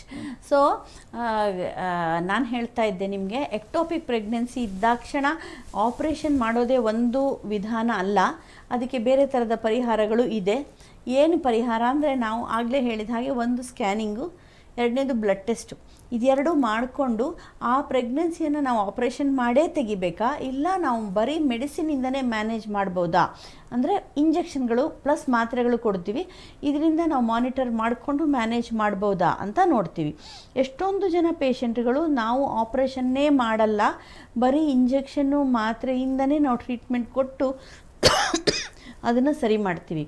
ಇದು ಯಾವ ಪೇಷಂಟ್ ಅಂತಂದರೆ, ನಾವು ಸ್ಕ್ಯಾನ್ ಮಾಡಿದಾಗ ಅದು ತುಂಬ ದೊಡ್ಡ ಗಂಟಾಗಿರಬಾರ್ದು, 5 ಸೆಂಟಿಮೀಟ್ರಿಗಿನ್ನ ದಪ್ಪ ಗಂಟಾಗಿರೋದು, ಒಳಗಡೆ ಬಹಳಷ್ಟು ಬ್ಲೀಡಿಂಗ್ ಆಗಿ ಆಕೆ ರಕ್ತವನ್ನು ಕಳ್ಕೊಂಡಿರೋದು, ಅರ್ಥಾತ್ ಆ ರಕ್ತ ಹೊರಗಡೆ ಹೋಗಲ್ಲ, ದೇಹದಿಂದ ಹೊರಗಡೆ ಹೋಗುವಂಥ ರಕ್ತ ಕಾಣಲ್ಲ, ಹೊಟ್ಟೆ ಒಳಗಡೆನೇ ಅದು ಶೇಖರಣೆ ಆಗಿರುತ್ತೆ. ಇದು ಸ್ಕ್ಯಾನಿಂಗ್ನಲ್ಲಿ ನಮ್ಗೆ ಆ ಗಂಟುಗಳು, ರಕ್ತದ ಹೆಪ್ಪು ಗಂಟುಗಳಾಗಿರೋದು ನಮಗೆ ಕಾಣಿಸುತ್ತೆ. ಮೂರನೇದು, ಆಕೆ ನಿಂತರೆ, ಕೂತ್ರೆ, ಮಲಗಿದ್ರೆ ತಲೆ ಸುತ್ತು ಬರುತ್ತೆ, ಬಿದ್ದು ಹೋಗ್ಬಿಡ್ತಾಳೆ, ಯಾಕಂದರೆ ತುಂಬ ರಕ್ತಹೀನತೆ, ಒಳಗಡೆ ತುಂಬ ಬ್ಲಡ್ ಲಾಸ್ ಆಗಿರುತ್ತೆ. ನಾಲ್ಕನೇದು, ಮಗುವಿನ ಹಾರ್ಟ್ ಬೀಟ್ ಒಳಗಡೆ ಇದ್ದರೆ, ಆ ಎಕ್ಟೋಪಿಕ್ ಪ್ರೆಗ್ನೆನ್ಸಿನೇ, ಟ್ಯೂಬಲ್ಲೇ ಪ್ರೆಗ್ನೆನ್ಸಿ ಆಗಿದೆ, ಬಟ್ ಆ ಪ್ರೆಗ್ನೆನ್ಸಿ ಒಳಗಡೆ ಮಗುವಿನ ಹಾರ್ಟ್ ಬೀಟ್ ಇದ್ದರೆ, ಅಥವಾ ನಮ್ಗೆ ಆ ಬ್ಲಡ್ ಟೆಸ್ಟ್ ಬೀಟಾ HCG ಅಂತ ಏನು ಹೇಳ್ತೀವಿ, ಇದರ ವ್ಯಾಲ್ಯೂ ಬಹಳ ಜಾಸ್ತಿ ಇದ್ದರೆ, ಇದೆಲ್ಲ ಇತ್ತು ಅಂತಂದರೆ ನಾವು ಆಪ್ರೇಷನ್ ಮಾಡುವಂಥ ಕ್ಯಾಂಡಿಡೇಟ್ ಅಂತ ಡಿಸೈಡ್ ಮಾಡ್ತೀವಿ. ಇನ್ನು ಕೆಲವಷ್ಟು ಜನ ಆಪ್ರೇಷನ್ ಮಾಡುವಂಥ ಎಕ್ಟೋಪಿಕ್ ಪ್ರೆಗ್ನೆನ್ಸಿನೇ, ಟ್ಯೂಬಲ್ ಆಗಿರುವ ಪ್ರೆಗ್ನೆನ್ಸಿನೇ, ಬಟ್ ಆಪ್ರೇಷನ್ ಮಾಡುವಂತಹ ಕ್ಯಾಂಡಿಡೇಟ್ ಅಲ್ಲ ಅಂತ ಡಿಸೈಡ್ ಮಾಡ್ತೀವಿ. ಯಾರಿಗೆ ಈಗ ಹೇಳಿದ, ಅರ್ಥಾತ್ ನಾನು ಆಪ್ರೇಷನ್ ಮಾಡಬೇಕು ಯಾರಿಗೆ ಅಂತ ಹೇಳಿದ್ನಲ್ಲ, ಅವೆಲ್ಲ ಇಲ್ಲದಿರುವಂತಹ ಕ್ಯಾಂಡಿಡೇಟ್, ಅಂದರೆ ಚಿಕ್ಕದಿದೆ ಎಕ್ಟೋಪಿಕ್ ಪ್ರೆಗ್ನೆನ್ಸಿ, ಟ್ಯೂಬಲ್ ಇದೆ, ಬಟ್ ಅದು ಟ್ಯೂಬ್ ತುಂಬ ದೊಡ್ಡದಾಗಿಲ್ಲ, ಅಥವಾ ಗಂಟು ದಪ್ಪ ಆಗಿ ಒಡೆದೋಗಿಲ್ಲ, ಒಳಗಡೆ ಬ್ಲೀಡಿಂಗ್ ಆಗಿಲ್ಲ, ಅಥವಾ ಬ್ಲೀಡಿಂಗ್ ಆದರೂ ಕೂಡ ಬಹಳಷ್ಟು ಜಾಸ್ತಿ ಬ್ಲೀಡಿಂಗ್ ಆಗಿಲ್ಲ, ಎಲ್ಲೋ ಒಂದಷ್ಟು ಅರ್ಧ ಲೀಟ್ರು ಇನ್ನೂ ಕಡಿಮೆ ಬ್ಲೀಡಿಂಗ್ ಆಗಿದೆ, ಅಥವಾ ಆಕೆಗೆ ಬೇರೆ ಸಿಂಪ್ಟಮ್ ಇಲ್ಲ, ತೀವ್ರವಾದ ಪೇಯ್ನು, ತಲೆ ಸುತ್ತು ಯಾಕೆ ಬರುತ್ತೆ ಅಂದರೆ ಬ್ಲಡ್ ಲಾಸ್ ಅಷ್ಟಾಗಿರುತ್ತೆ.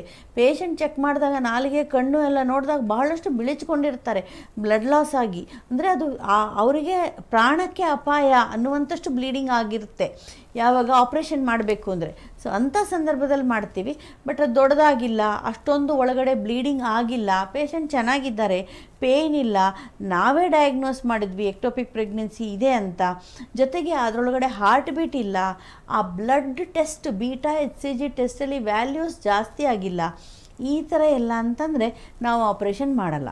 ಸೊ ಟ್ಯೂಬಲ್ನಿ ಪ್ರೆಗ್ನೆನ್ಸಿ ಅಥವಾ ಎಕ್ಟೋಪಿಕ್ ಪ್ರೆಗ್ನೆನ್ಸಿ ಅಂತ ಬಂದವ್ರಿಗೆಲ್ಲರಿಗೂ ಆಪ್ರೇಷನ್ ಬೇಡ.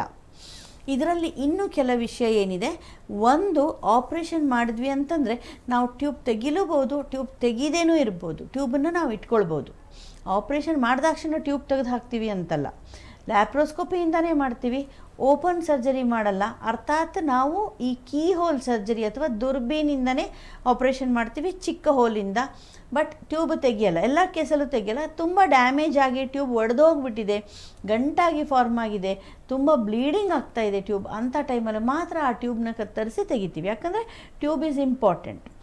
ಇನ್ನು ಆಪ್ರೇಷನ್ ಮಾಡದೇ ಇರೋರಿಗೆ ಇಂಜೆಕ್ಷನ್ ಕೊಟ್ಟು, ಮಾತ್ರೆ ಕೊಟ್ಟು, ಮತ್ತೆ ಸ್ಕ್ಯಾನ್ಗಳು ಮಾಡಿಕೊಂಡು, ಬ್ಲಡ್ ಟೆಸ್ಟ್ ಅದಕ್ಕಿಂತನೂ ಜಾಸ್ತಿ ಬೀಟಾ HCG ಬ್ಲಡ್ ವ್ಯಾಲ್ಯೂ ನಮಗೆ 48 ಅವರ್ಸ್ ಚೆಕ್ ಮಾಡಿದಾಗ ಡ್ರಾಪ್ ಆಗಬೇಕು, ನಮಗೆ ಬೇಕಾದ ರೀತಿಯಲ್ಲಿ ಅದು ಇಳಿತಾ ಹೋಗಬೇಕು.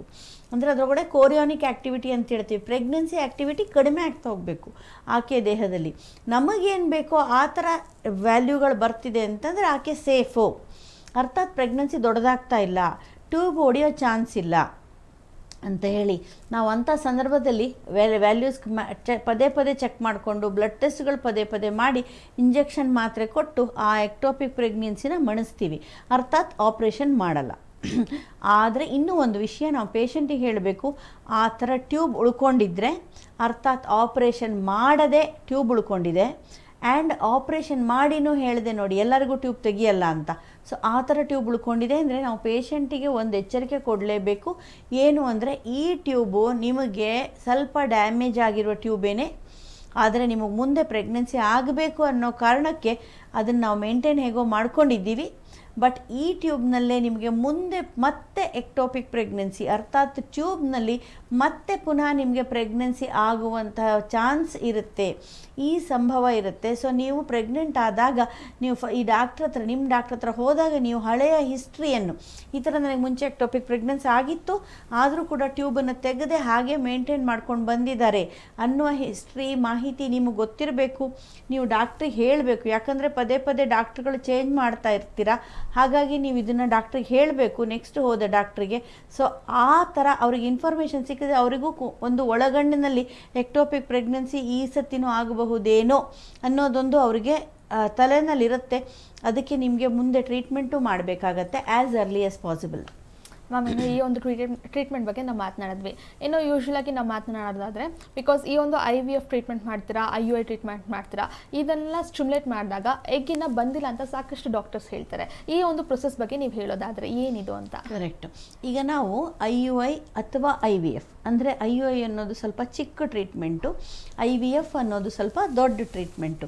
ಈ ಎರಡೂ ಟ್ರೀಟ್ಮೆಂಟ್ ನಾವು ಕೊಡುವಾಗ ಪೇಷಂಟಿಗೆ ಬಿಗಿನಿಂಗಲ್ಲೇ ಏನು ಮಾಡ್ತೀವಿ, ಪೀರಿಯಡ್ ಆಗಿ ಸೆಕೆಂಡ್ ಡೇ ಕರಿತೀವಿ. ನಿನ್ನೆ ಚೆನ್ನಾಗಿ ಬ್ಲೀಡಿಂಗ್ ಆಯಿತು ಅಂದರೆ ಡೇ 1 ಅಂತ ಕನ್ಸಿಡರ್ ಮಾಡ್ತೀವಿ. ಸೊ ಡೇ 2 ಎರಡನೇ ದಿವಸ ಆಕೆಯನ್ನು ನಾವು ಬರಮಾಡಿಕೊಳ್ತೀವಿ. ಎಸ್ ಮ್ಯಾಮ್, ಇದ್ರ ಬಗ್ಗೆ ಮಾತಾಡೋಣ. ಒಬ್ಬರು ಕಾಲರ್ ರೆಡಿ ಇದ್ದಾರೆ.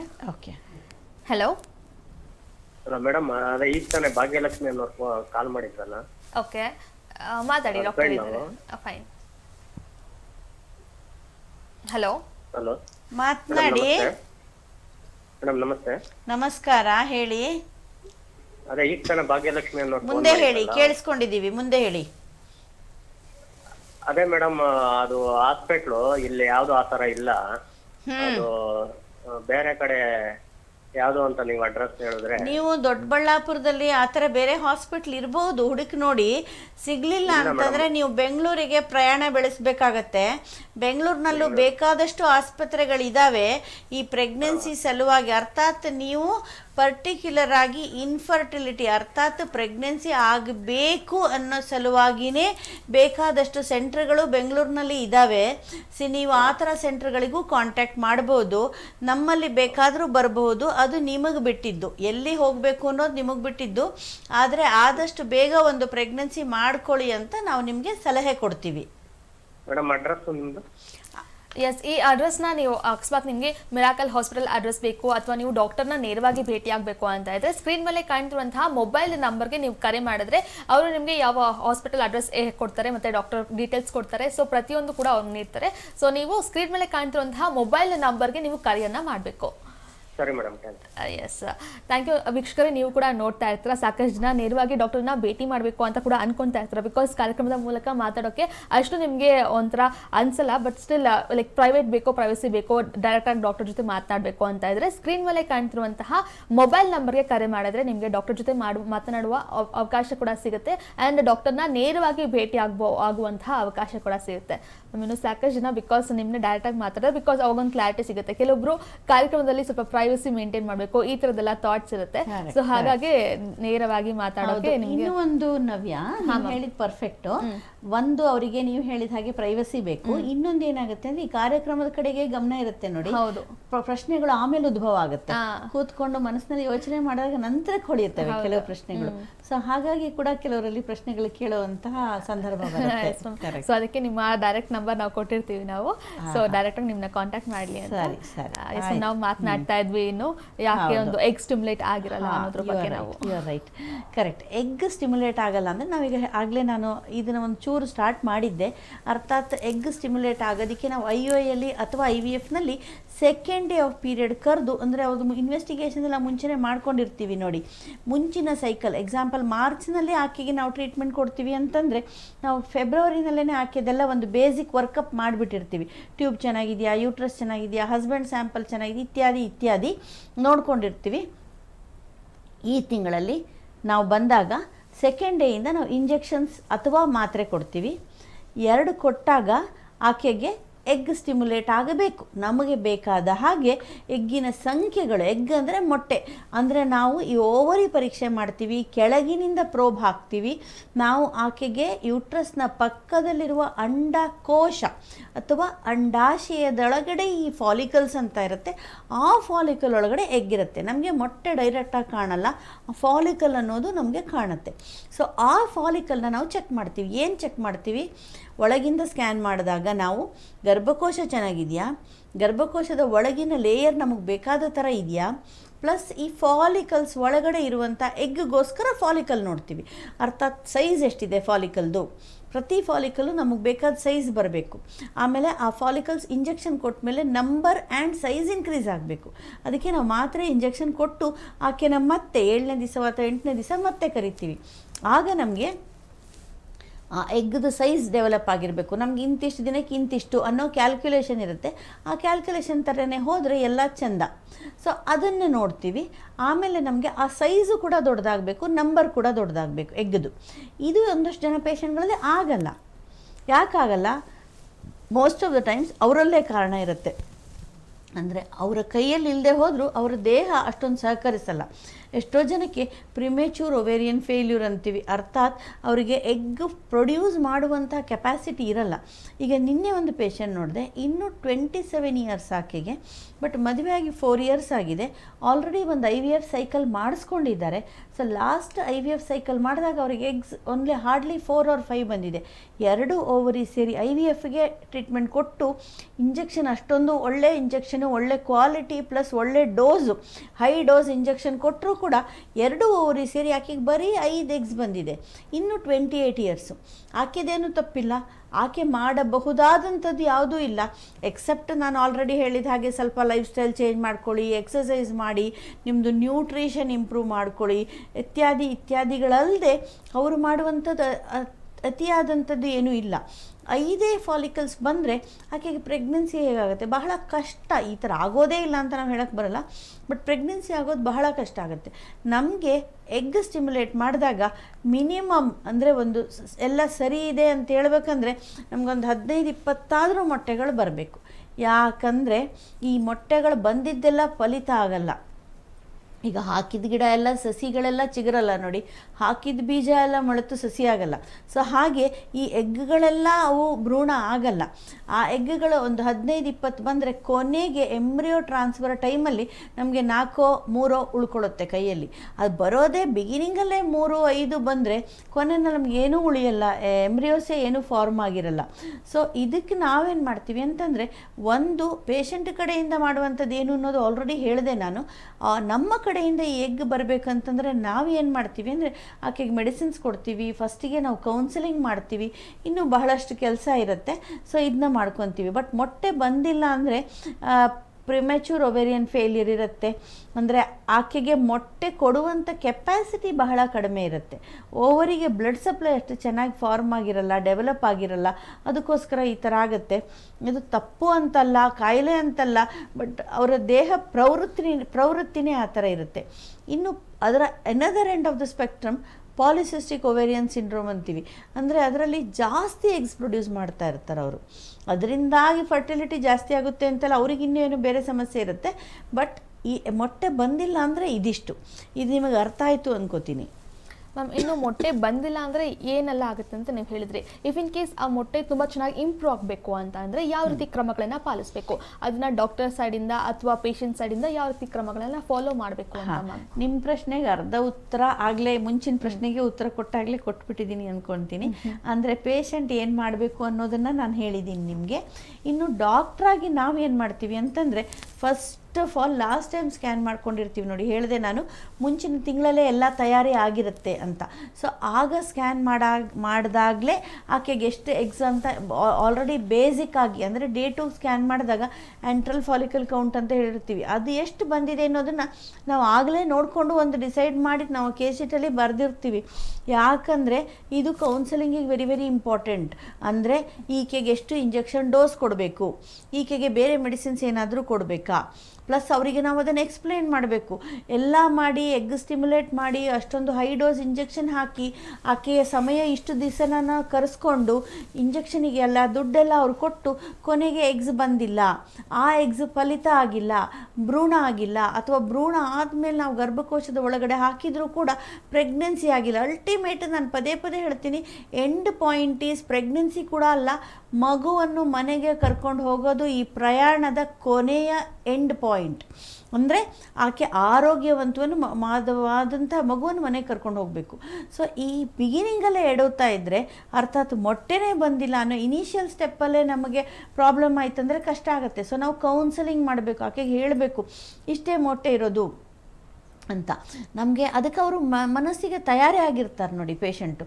ಈಗ ಅವರು ಒಬ್ಬೊಬ್ಬರು ಹೇಳ್ತಾರೆ, ಮೇಡಮ್ ನೀವು ಇಷ್ಟೇ ಎಗ್ಸ್ ಇದೆ ಅಂತ ಹೇಳ್ತೀರಾ, ಸೊ ನಮಗೆ ಪ್ರೆಗ್ನೆನ್ಸಿ ಆಗದಿದ್ರೆ ನಾವು ಈ IVF ಟ್ರೈ ಮಾಡೋದೇ ಇಲ್ಲ. ಅವ್ರು ಹೇಳೋದು ಕೂಡ ಕರೆಕ್ಟು. ಅಥವಾ ನಾವು ಅದಕ್ಕೆ ಬೇರೆ ಥರ ಇಂಜೆಕ್ಷನ್ಗಳು ಹಾಕ್ಕೊತೀವಿ, ಬೇರೆ ಥರ ಮಾತ್ರೆಗಳು, ಬೇರೆ ಥರದ ತಯಾರಿ ಮಾಡ್ಕೊಳ್ತೀವಿ.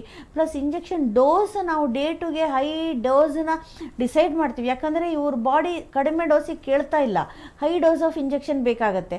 ಸೊ ಡೋಸ್ ಡಿಸೈಡ್ ಮಾಡ್ಕೊಳ್ತೀವಿ ಈ ಥರ ಪೇಷಂಟಲ್ಲಿ. ಇನ್ನೂ ಏನು ಅಂತಂದರೆ ನಾವು ಅವರಿಗೆ ಬೇರೆ ವಿಧಾನಗಳನ್ನು ಕೂಡ ಹೇಳ್ತೀವಿ. ಏನು ಹೇಳ್ತೀವಿ ವಿಧಾನ ಅಂತಂದರೆ, ಒಂದು ಈ ಎಲ್ಲ ಮಾಡಿ ಈ ತಿಂಗಳು ಬೇಕಾದರೆ ನೀವು ಟ್ರೈ ಮಾಡಿ ಪ್ರೆಗ್ನೆನ್ಸಿಗೆ IVFನಲ್ಲಿ, but you may not be a candidate for IUI. ಯಾಕಂದರೆ ನಿಮ್ಗೆ IVFಲ್ಲೇ ಎಷ್ಟು ತೊಡಕಿದೆ, ನಿಮ್ಗೆ IUIಯಿಂದ ಹೇಗಾಗುತ್ತೆ ಪ್ರೆಗ್ನೆನ್ಸಿ? ಇರೋದೇ 3-4 ಆದರೆ ನಿಮ್ಗೆ IUIಯಲ್ಲಿ ಖಂಡಿತ ಡೆವಲಪ್ಮೆಂಟ್ ಆಗೋದಿಲ್ಲ, ನೀವು IVFಗೆ ಹೋಗಬೇಕಾಗತ್ತೆ. ಈ ಸೈಕಲಲ್ಲಿ ಬೇಕಾದರೆ ನಿಮ್ಮದು ಸೆಲ್ಫ್ ಸೈಕಲ್ ಅಂದರೆ ನಿಮ್ಮದೇ ನೀವು ಟ್ರೈ ಮಾಡಿ. ಯಾಕಂದರೆ ಜೆನೆಟಿಕ್ ಮೆಟೀರಿಯಲ್ ನಿಮ್ಮದೇ ಆದರೆ ಅದು 100% ನಿಮ್ಮದೇ ಮಗು ಆಗಿರುತ್ತೆ. ಬಿಕಾಸ್ ಆ ಮಗುವಿನಲ್ಲಿರುವಂಥ DNA ಅಥವಾ ಕ್ರೋಮೋಸೋಮ್, ನಿಮ್ಮ ಭಾಷೆಯಲ್ಲಿ ಹೇಳಬೇಕಾದ್ರೆ DNA ಟೆಸ್ಟ್ ಅಂತ ಏನು ಹೇಳ್ತಿರಲ್ಲ, ಸೊ ಅವೆಲ್ಲ ಮಾಡಿದಾಗ ಅದು 100% ನಿಮ್ಮದೇ ಬೇಬಿ ಆಗಿರುತ್ತೆ. ಅದು ಅಡ್ವಾಂಟೇಜು. ಈ ಮಂತಲ್ಲಿ ಟ್ರೈ ಮಾಡಿ, ನಿಮಗೆ ಆಗದೆ ಹೋದರೆ ನೆಕ್ಸ್ಟ್ ಮಂತಲ್ಲಿ ನಾವು ಏನು ಮಾಡಬೇಕು ಅಂದರೆ 2 ಥರದ ವಿಧಾನ ಇದೆ. ಒಂದು ಎಂಬ್ರಿಯೋ ಪೂಲಿಂಗ್ ಅಂತೀವಿ. ಇದು ಕಷ್ಟದ ಕೆಲಸ. ಇದಕ್ಕೆ ನಿಮಗೆ ಜಾಸ್ತಿ ದಿನಗಳು ನೀವು ಹಾಸ್ಪಿಟ್ಲಿಗೆ ಬರಬೇಕು, ಖರ್ಚು ಕೂಡ ಬೇಕಾದಷ್ಟು ಲಕ್ಷಗಳಾಗತ್ತೆ. ಏನು ಮಾಡ್ತೀವಿ ಎಂಬ್ರಿಯೋ ಪೂಲಿಂಗ್ ಅಂದರೆ, ನಿಮ್ಮದೇ ಎಂಬ್ರಿಯೋವನ್ನು ನಾವು 1 ತಿಂಗಳು ಕೂಡ ಸ್ಟಿಮ್ಯುಲೇಟ್ ಮಾಡಿ, ಅಥವಾ 1 ತಿಂಗಳಲ್ಲಿ ಕೆಲವು ಸತಿ 2 ಸಲ ಸ್ಟಿಮ್ಯುಲೇಟ್ ಮಾಡಿ, ನಿಮ್ಮ ಮೊಟ್ಟೆಗಳನ್ನು ನಿಮ್ಮ ಹಸ್ಬೆಂಡಿನ ಸ್ಪರ್ಮ್ ಜೊತೆ ಅದನ್ನು ಮಿಕ್ಸ್ ಮಾಡಿ ಭ್ರೂಣವನ್ನು ತಯಾರಿ ಮಾಡ್ತೀವಲ್ವಾ. 1 ತಿಂಗಳಲ್ಲಿ ನಾನು ಹೇಳಿದೆ ಎಗ್ ಕಡಿಮೆ ಇರೋದ್ರಿಂದ ನಿಮ್ಮಲ್ಲಿ 2 ಅಥವಾ 3 ಅಷ್ಟೇ ಬರುತ್ತೆ ಎಗ್ಸು. ಸೊ ನೀವು 1 ಎಂಬ್ರಿಯೋ ಕೊಡ್ಬೋದು, 1 ತಿಂಗಳು ಕೊಡದೇ ಇರ್ಬೋದು, ಅಥವಾ 2-3 ಕೊಡ್ಬೋದು. ಒಟ್ಟಲ್ಲಿ ಸಂಖ್ಯೆಯಲ್ಲಿ ಬಹಳ ಕಡಿಮೆ ಎಂಬ್ರಿಯೋಸ್ ಕೊಡ್ತೀರಾ. ಸೊ ಈ ಎಂಬ್ರಿಯೋಸ್ನ ನಾವು ಅದೇ ಸೈಕಲಲ್ಲಿ ನಿಮಗೆ ಟ್ರಾನ್ಸ್ಫರ್ ಮಾಡಿದ್ವಿ ಅಂತಂದರೆ ನಿಮಗೆ ಪ್ರೆಗ್ನೆನ್ಸಿ ಆಗೋದು ಅಪರೂಪ ಆಗುತ್ತೆ. ಅದಕ್ಕೆ ನೀವು ಎಂಬ್ರಿಯೋ ಪೂಲಿಂಗಲ್ಲಿ ಏನು ಮಾಡ್ತೀರಿ ಅಂದರೆ, ಪ್ರತಿ ತಿಂಗಳು ಅಥವಾ ಮಧ್ಯ ಕೆಲವು ತಿಂಗಳಲ್ಲಿ ನೀವು ಎಂಬ್ರಿಯೋಗಳು ಬಂದಿರೋದನ್ನು ಜೋಡಿಸಿ ಇಟ್ಕೊಳ್ತೀರಾ. 3 ಬಂತು, 2 ಬಂತು, 5 ಬಂತು, ಈ ಥರ ನೀವು ಎಂಬ್ರಿಯೋ ಸೇರ್ಕೊಂಡು 10 ಎಂಬ್ರಿಯೋಸ್ ಮಾಡ್ಕೊಳ್ತೀರಾ. ಅದನ್ನು ನಾವು ಟ್ರಾನ್ಸ್ಫರ್ ಮಾಡ್ತೀವಿ. ಅದರಲ್ಲಿ ಒಳ್ಳೆ ಕ್ವಾಲಿಟಿ ಹುಡುಕಿ 2 ಎಂಬ್ರಿಯೋಸ್, 3 ಮೇಲೆ ಟ್ರಾನ್ಸ್ಫರ್ ಮಾಡಲ್ಲ, ಬಟ್ ಈ ಥರ ಟ್ರಾನ್ಸ್ಫರ್ ಮಾಡ್ತೀವಿ. ಇದು ಒಂದು ವಿಧಾನ. ಎರಡನೇ ವಿಧಾನ, you can go for donor help, ಅಂದರೆ ಅಂಡಾಣು ದಾನಿಗಳ ಎಗ್ಸ್ ತಗೊಳ್ಳೋದು. ಯಾಕಂದರೆ ನಿಮ್ಮಲ್ಲಿರುವ ಅಂಡಾಣುಗಳು ಚೆನ್ನಾಗಿಲ್ಲ, ನಂಬರೂ ಚೆನ್ನಾಗಿಲ್ಲ, ಅಂದರೆ ತುಂಬ ಕಡಿಮೆ ಇದೆ, ಅಥವಾ ಕ್ವಾಲಿಟಿ ಕೂಡ ಕಳಪೆ ಎಗ್ಸ್ ಇತ್ತು ಅಂದರೆ ನಿಮಗೆ ಎಂಬ್ರಿಯೋಸ್ ಫಾರ್ಮ್ ಆಗಲ್ಲ. ಫಾರ್ಮ್ ಆದರೂ ಅದು ಚೆನ್ನಾಗಿ ಕಂಟಿನ್ಯೂ ಆಗಲ್ಲ, ಪ್ರೆಗ್ನೆನ್ಸಿ ಆಗಲ್ಲ. ಪ್ರೆಗ್ನೆನ್ಸಿ ಆದರೂ ಕೂಡ ಕಳಪೆ ಎಂಬ್ರಿಯೋದಿಂದ ಮಾಡಿರುವಂಥ ಎಂಬ್ರಿಯೋಸು ಬೇಗ ಅಬಾರ್ಷನ್ ಆಗಿಬಿಡುತ್ತೆ. ಅಲ್ಟಿಮೇಟ್ಲಿ ನಿಮ್ಗೆ ಯೂಸ್ ಆಗಲ್ಲ. ಹಾಗಾಗಿ ನೀವು ಅಂಡಾಣು ದಾನಿಗಳ ಹೆಲ್ಪ್ ತೊಗೋಬೇಕಾಗಿ ಬರ್ಬೋದು. ಸೊ ಇವಿಷ್ಟನ್ನು ನಾವು ಪೇಷಂಟಿಗೆ ಹೇಳಬೇಕಾಗತ್ತೆ. ಕೌನ್ಸಿಲಿಂಗ್ ಮಾಡೋದು, ಮೆಡಿಸಿನ್ಸ್ ಹಾಕೋದು, ಮೆಡಿಸಿನ್ ಡೋಸ್ ಜಾಸ್ತಿ ಮಾಡೋದು, ಇಂಜೆಕ್ಷನ್ದು, ಎಂಬ್ರಿಯೋ ಪೂಲಿಂಗ್ ಬಗ್ಗೆ ಹೇಳೋದು, ಅಂಡಾಣು ದಾನಿಗಳ ಬಗ್ಗೆ ಸಜೆಸ್ಟ್ ಮಾಡೋದು, ಇವೆಲ್ಲವನ್ನು ನಾವು ಅವರಿಗೆ ಕೌನ್ಸಿಲಿಂಗಲ್ಲಿ ಹೇಳಬೇಕು.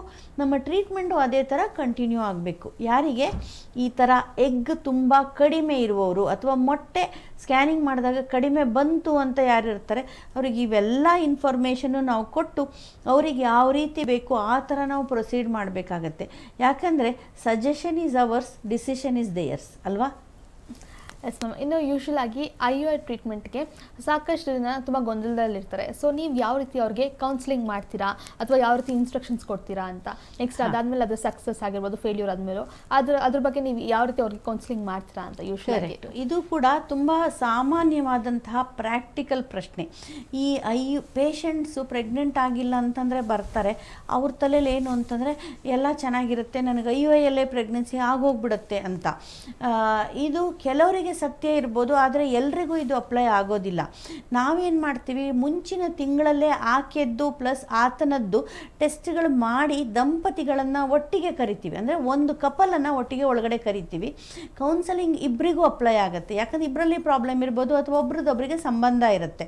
ಸೊ ನಾವು ಕರೆದಾಗ ಅವರಿಗೆ ಕೌನ್ಸಲಿಂಗ್ ಮಾಡಿ ಹೇಳ್ತೀವಿ, ನಿಮ್ದು ರಿಪೋರ್ಟ್ಸ್ ಚೆನ್ನಾಗಿದೆ, so you can go for IUI, you are candidate for IUI.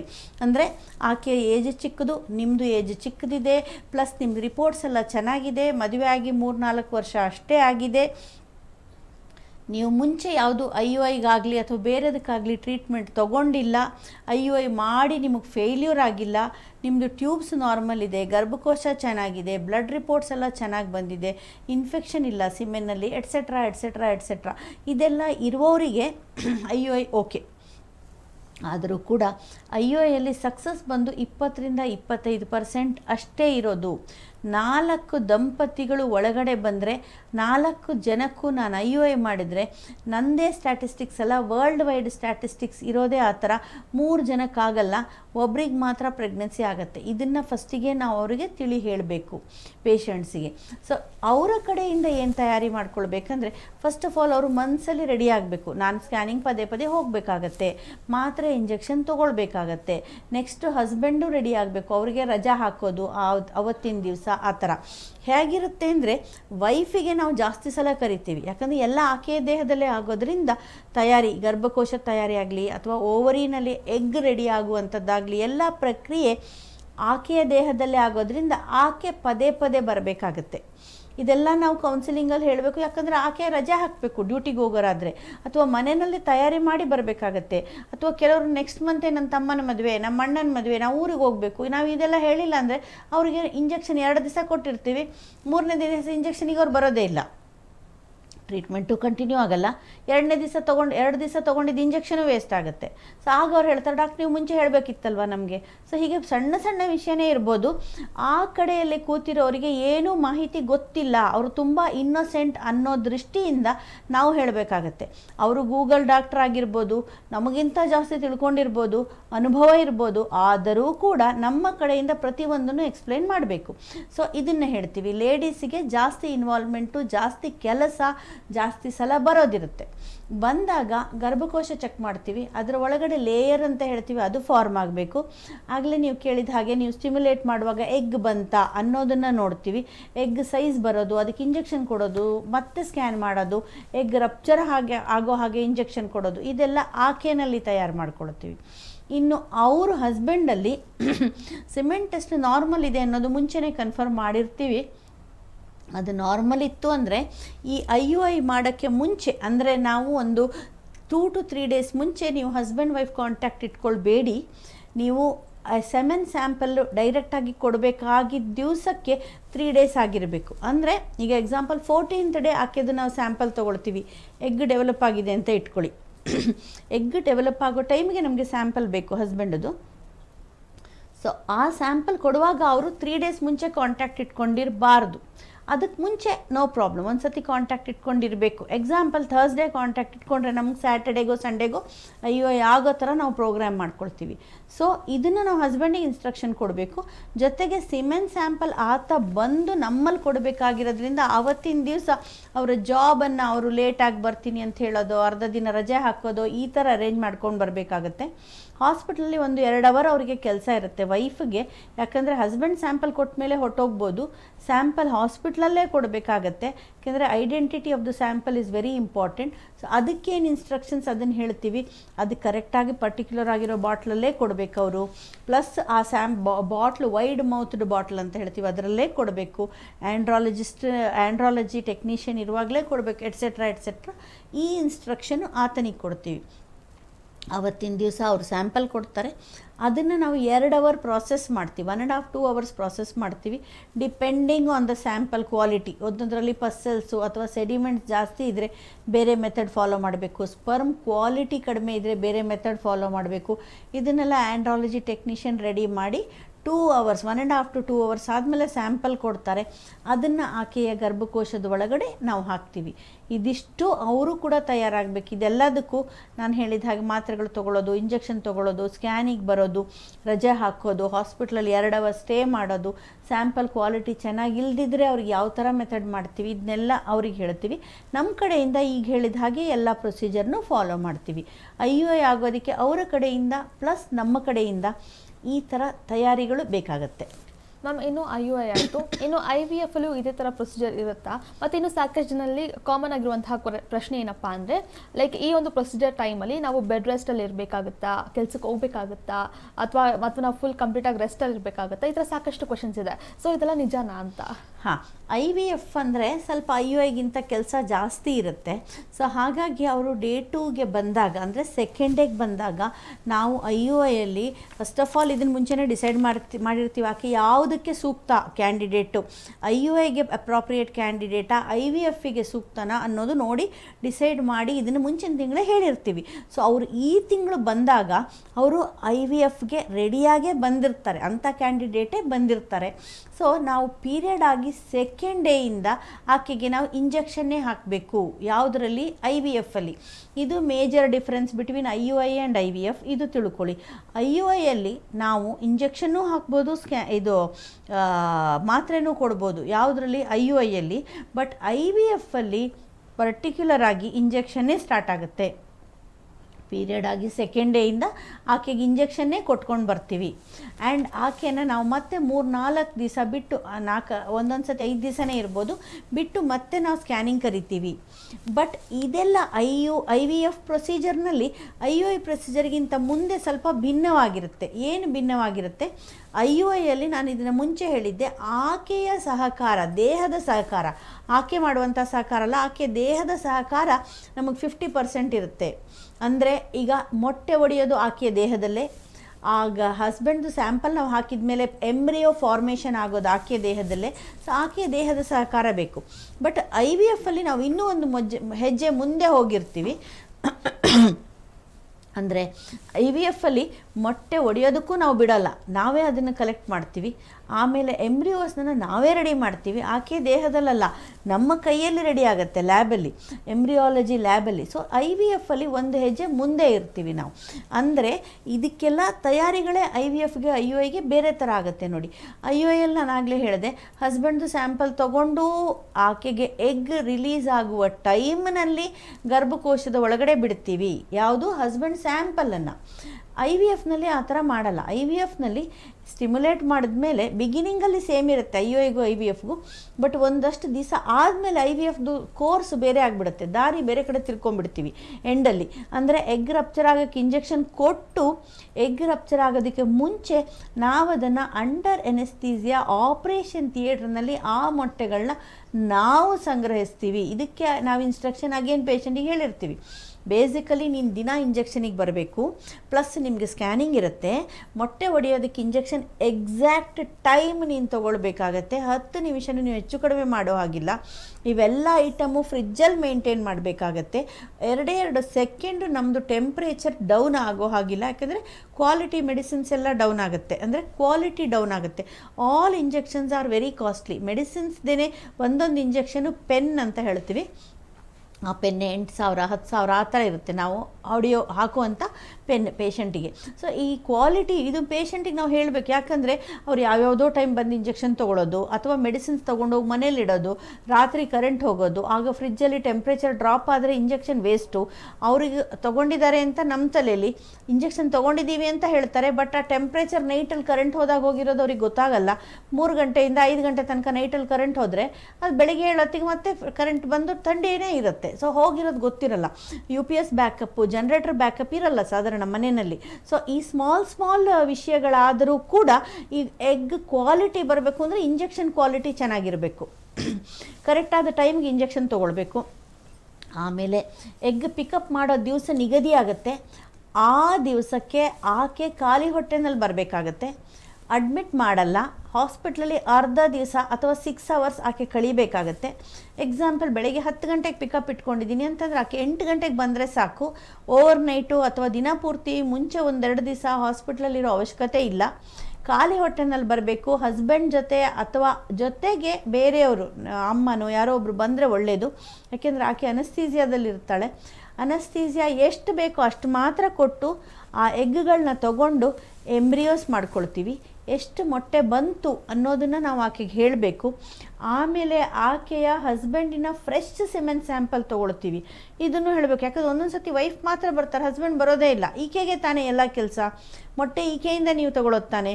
ಮೊಟ್ಟೆ ತೊಗೊಂಡ್ರೆ ಅದನ್ನು ಎಂಬ್ರಿಯೋ ಮಾಡಬೇಕು ಅಂದರೆ ನಿಂದು ಸ್ಪರ್ಮ್ ಬೇಕು. ಅದಕ್ಕೋಸ್ಕರ ಆತ ಬರಬೇಕಾಗತ್ತೆ. Fresh sample is always better.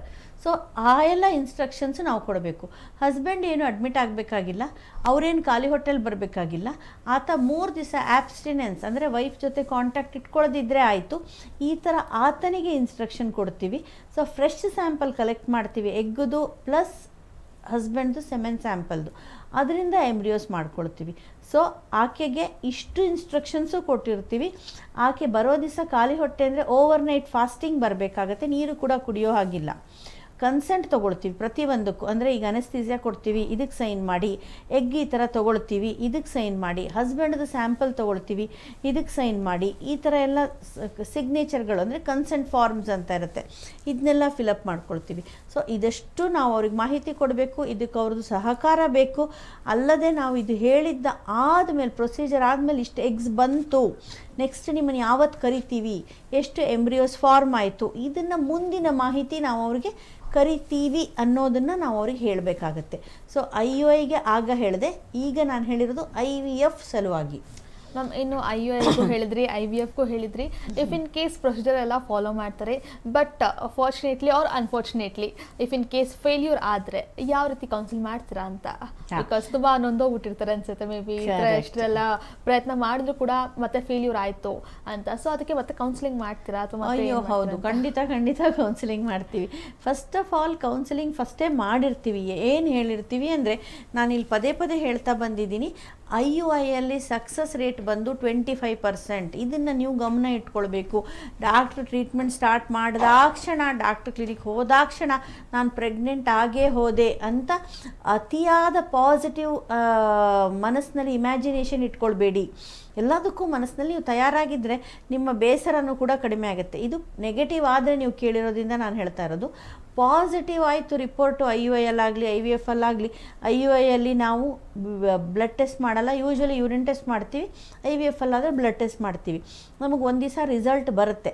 So ಅದು ಯಾವತ್ತು ಅಂತ ನಾವು ಅವ್ರಿಗೆ ಹೇಳಿರ್ತೀವಿ. ಯೂಶ್ವಲಿ 15 ಡೇಸ್ ಆದಮೇಲೆ ರಿಸಲ್ಟ್ ಬರುತ್ತೆ, ಎಂಬ್ರಿಯೋಸ್ ಒಳಗಡೆ ಕೂತ ಮೇಲೆ. ಎನಿವೆ, ಅದು ನೆಗೆಟಿವ್ ಬಂತು ಅಂತಂದರೆ ಇವರು ಮುಂಚೆನೇ ಕೌನ್ಸಿಲಿಂಗ್ ಮಾಡಿರ್ತೀವಿ. IVFಲ್ಲಿ ಕೂಡ ಇಟ್ ಈಸ್ ಓನ್ಲಿ 50 to 55%. ಯಾಕಂದರೆ 100% ನಮ್ಮ ಕೈಯಲ್ಲಿಲ್ಲ. ಬಂದ ಎಲ್ಲ ಪೇಷಂಟನ್ನು ಪ್ರೆಗ್ನೆಂಟ್ ಮಾಡುವಂಥ 100% ಪ್ರೆಗ್ನೆಂಟ್ ಮಾಡುವಂಥ ಕೆಪಾಸಿಟಿ ನನ್ನಲ್ಲಿಲ್ಲ ಅನ್ನೋದನ್ನು ನಾನೇ ಅಲ್ಲ, it's a world wide statistics. ಇದನ್ನು ನಾವು ಫಸ್ಟ್ ಹೇಳಬೇಕಾಗತ್ತೆ. ಸೊ ಅವರು ಮನಸ್ಸಲ್ಲಿ ಸ್ವಲ್ಪ ತಯಾರಿನೂ ಮಾಡ್ಕೊಂಡಿರ್ತಾರೆ. ಪಾಸಿಟಿವ್ ಆಯಿತು ಅಂದರೆ ಈಸಿ, ನಾನು ಜಾಸ್ತಿ ಅವ್ರಿಗೇನು ಹೇಳಬೇಕಾಗಿಲ್ಲ. ಅವ್ರು ಖುಷಿಯಲ್ಲಿರ್ತಾರೆ. They will be on cloud 9. They will be so happy. So ಅಂದರೆ ಅವ್ರಿಗೆ ಇದು ತೊಗೊಳ್ಳಿ, ಮಾತ್ರೆ ತೊಗೊಳ್ಳಿ, ಇಂಜೆಕ್ಷನ್ ತೊಗೊಳ್ಳಿ, ಇನ್ಸ್ಟ್ರಕ್ಷನ್ಸ್ ಕೊಟ್ಟರಾಯಿತು. ನೆಗೆಟಿವ್ ಬಂದರೆ 2-3 ಥರ ವಿಚಾರ ಇದರಲ್ಲಿ. ಒಂದು, ಯಾಕೆ ನೆಗೆಟಿವ್ ಆಯಿತು ಎಲ್ಲ ಮುಂಚೆ ಹೇಳಿರ್ತೀವಿ, ಆದರೂ ಏನೂ ಗೊತ್ತಿಲ್ಲ ಅನ್ನಂಗೆ ಯಾಕೆ ನೆಗೆಟಿವ್ ಆಯಿತು ಡಾಕ್ಟ್ರೇ, ನೀವೆಲ್ಲ ಮಾಡಿದ್ದೀನಿ ಅಂತಂದ್ರಲ್ಲ, ಎಗ್ ಚೆನ್ನಾಗಿ ಬಂತು ಅಂದ್ರಲ್ಲ, ಪ್ರೆಗ್ನೆನ್ಸಿ ಯಾಕಾಗಿಲ್ಲ ಅನ್ನೋದನ್ನು ಕೇಳ್ತಾರೆ. ಅದೆಲ್ಲ ಮತ್ತೆ ಫುಲ್ಲು ಹೇಳ್ತೀವಿ. ಎಗ್ ಇಷ್ಟು ಬಂತು, ಎಲ್ಲ ನಮ್ಮ ಕೈಯಲ್ಲಿಲ್ಲ, ಎಂಬ್ರಿಯೋಸ್ ಚೆನ್ನಾಗಿ ಫಾರ್ಮ್ ಆದರೂ ನಮಗೆ ಕಾಣುವಷ್ಟು ಇಷ್ಟೇ ವಿಷಯ, ಸ್ಪರ್ಮ್ ಕ್ವಾಲಿಟಿನಲ್ಲೂ ಇಷ್ಟೇ ನಮಗೆ ಕಾಣೋದು.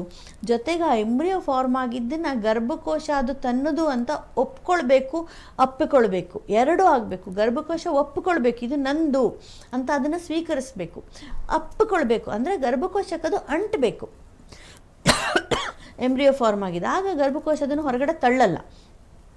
ನೀವು ಚೆನ್ನಾಗಿರೋ ಎಂಬ್ರಿಯೋನೇ ಇಟ್ಟಿರ್ಬೋದು, ಆದರೆ ಗರ್ಭಕೋಶಕ್ಕೂ ಆ ಎಂಬ್ರಿಯೋಗೂ, ಅರ್ಥಾತ್ ನೀವು ಇಟ್ಟಿರುವಂಥ ಭ್ರೂಣಕ್ಕೂ ಅಂಡರ್ಸ್ಟ್ಯಾಂಡಿಂಗ್ ಇಲ್ಲ ಅಂದರೆ ಅದು ಹೊರಟು ಹೋಗ್ಬಿಡುತ್ತೆ.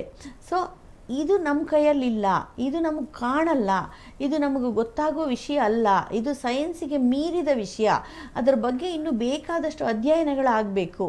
ಸೊ ಹಾಗಾಗಿ 100% ನಾನು ಕೊಡಲಾರೆ ರಿಸಲ್ಟ್ ನಿನಗೆ ಅನ್ನೋದನ್ನು ಒಂದೇ ವಿಷಯ ನಾವು ಹೇಳಬೇಕು.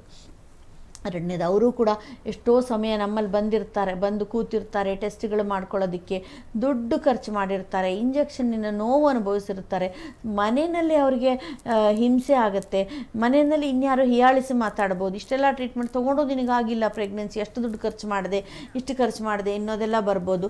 ಸೊ ಅದ್ರ ಬಗ್ಗೆನೂ ನಾವು ಅವರಿಗೆ ಅವ್ರನ್ನ ಮನೆಯವರನ್ನ ಕರೆಸಿ ಸಮಾಧಾನ ಮಾಡಬೇಕಾಗತ್ತೆ, ಗಂಡನಿಗೆ ಹೇಳಬೇಕಾಗತ್ತೆ, ಆಪ್ತ ಬಾಂಧವರು ಅಮ್ಮನೋ ಅವ್ರ ಅತ್ತೆನೋ ಅವರಿಗೆ ನಾವು ವಿಷಯ ಇದು ಅವಳು ತಪ್ಪಲ್ಲ, ನೀವು ಅವಳನ್ನು ಮುಂಚಿನ ಥರನೇ ಸ್ವೀಕರಿಸಬೇಕು, ಟ್ರೀಟ್ಮೆಂಟ್ ಮಾಡೋದು ಒಳ್ಳೆಯದು, ನಿಮ್ಮ ಪ್ರಯತ್ನ ನೀವು ಮಾಡಿದ್ದೀರಾ ಅನ್ನೋದನ್ನು ಹೇಳಬೇಕು. ಇದು ಎರಡನೇ ವಿಷಯ ಆಯಿತು.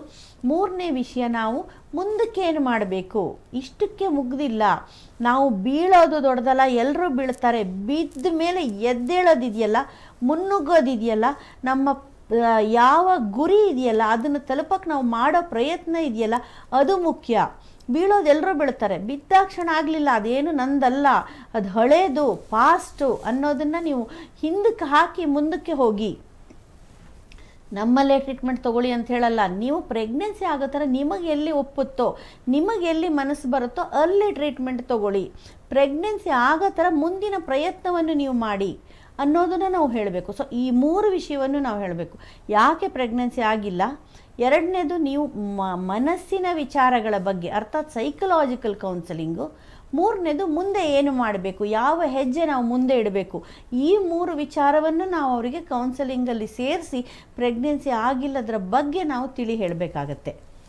ಎಸ್ ಮ್ಯಾಮ್, ಇವತ್ತು ಸಾಕಷ್ಟು ನಾವು ಇಷ್ಟು ದಿನ ಮಾಡ್ಕೊಂಡಿರೋಂಥ ಎಪಿಸೋಡ್ಸಲ್ಲಿ ಕಾಮನ್ ಕ್ವೆಶನ್ಸ್ ಏನೆಲ್ಲ ಇದೆ ಅನ್ನೋದ್ರ ಬಗ್ಗೆ ಇವತ್ತು ಕ್ಲೀನಾಗಿ ಕಂಪ್ಲೀಟಾಗಿ ಮಾಹಿತಿಯನ್ನು ಕೊಟ್ರಿ. Thank you ma'am. Thank you so much. Yes ವೀಕ್ಷಕರೇ, ನೋಡಿದ್ರಲ್ಲ, ಸಾಕಷ್ಟು ಗೊಂದಲಗಳು, ಸಣ್ಣ ಪುಟ್ಟ ಗೊಂದಲಗಳು ನಿಮ್ಮಲ್ಲಿ ನಿಜವಾಗ್ಲೂ ಇದ್ದೇ ಇರುತ್ತೆ. ಸೊ ಅದಕ್ಕೆಲ್ಲ ಇವತ್ತು ಡಾಕ್ಟರ್ ನಮಗೆ ಸಂಪೂರ್ಣವಾಗಿ ಮಾಹಿತಿಯನ್ನು ಕೊಟ್ಟರು. ಇಫ್ ಇನ್ ಕೇಸ್ ನೀವು ಡಾಕ್ಟರನ್ನ ನೇರವಾಗಿ ಭೇಟಿ ಆಗಬೇಕು ಅಂದರೆ ಸ್ಕ್ರೀನ್ ಮೇಲೆ ಕಾಣ್ತಿರುವಂತಹ ಮೊಬೈಲ್ ಸಂಖ್ಯೆಗೆ ನೀವು ಕರೆ ಮಾಡಿದ್ರೆ ನಿಮಗೆ ಹಾಸ್ಪಿಟಲ್ ಅಡ್ರೆಸ್ ಮತ್ತು ಡಾಕ್ಟರ್ನ ಕಾಂಟ್ಯಾಕ್ಟ್ ಯಾವ ರೀತಿ ಮಾಡಬೇಕು ಅನ್ನೋದ್ರ ಬಗ್ಗೆ ಕಂಪ್ಲೀಟ್ ಡೀಟೇಲ್ಸ್ ಕೊಡ್ತಾರೆ. ಎಸ್ ನೋಡ್ತಾರೆ speed news Kannada. Thank you.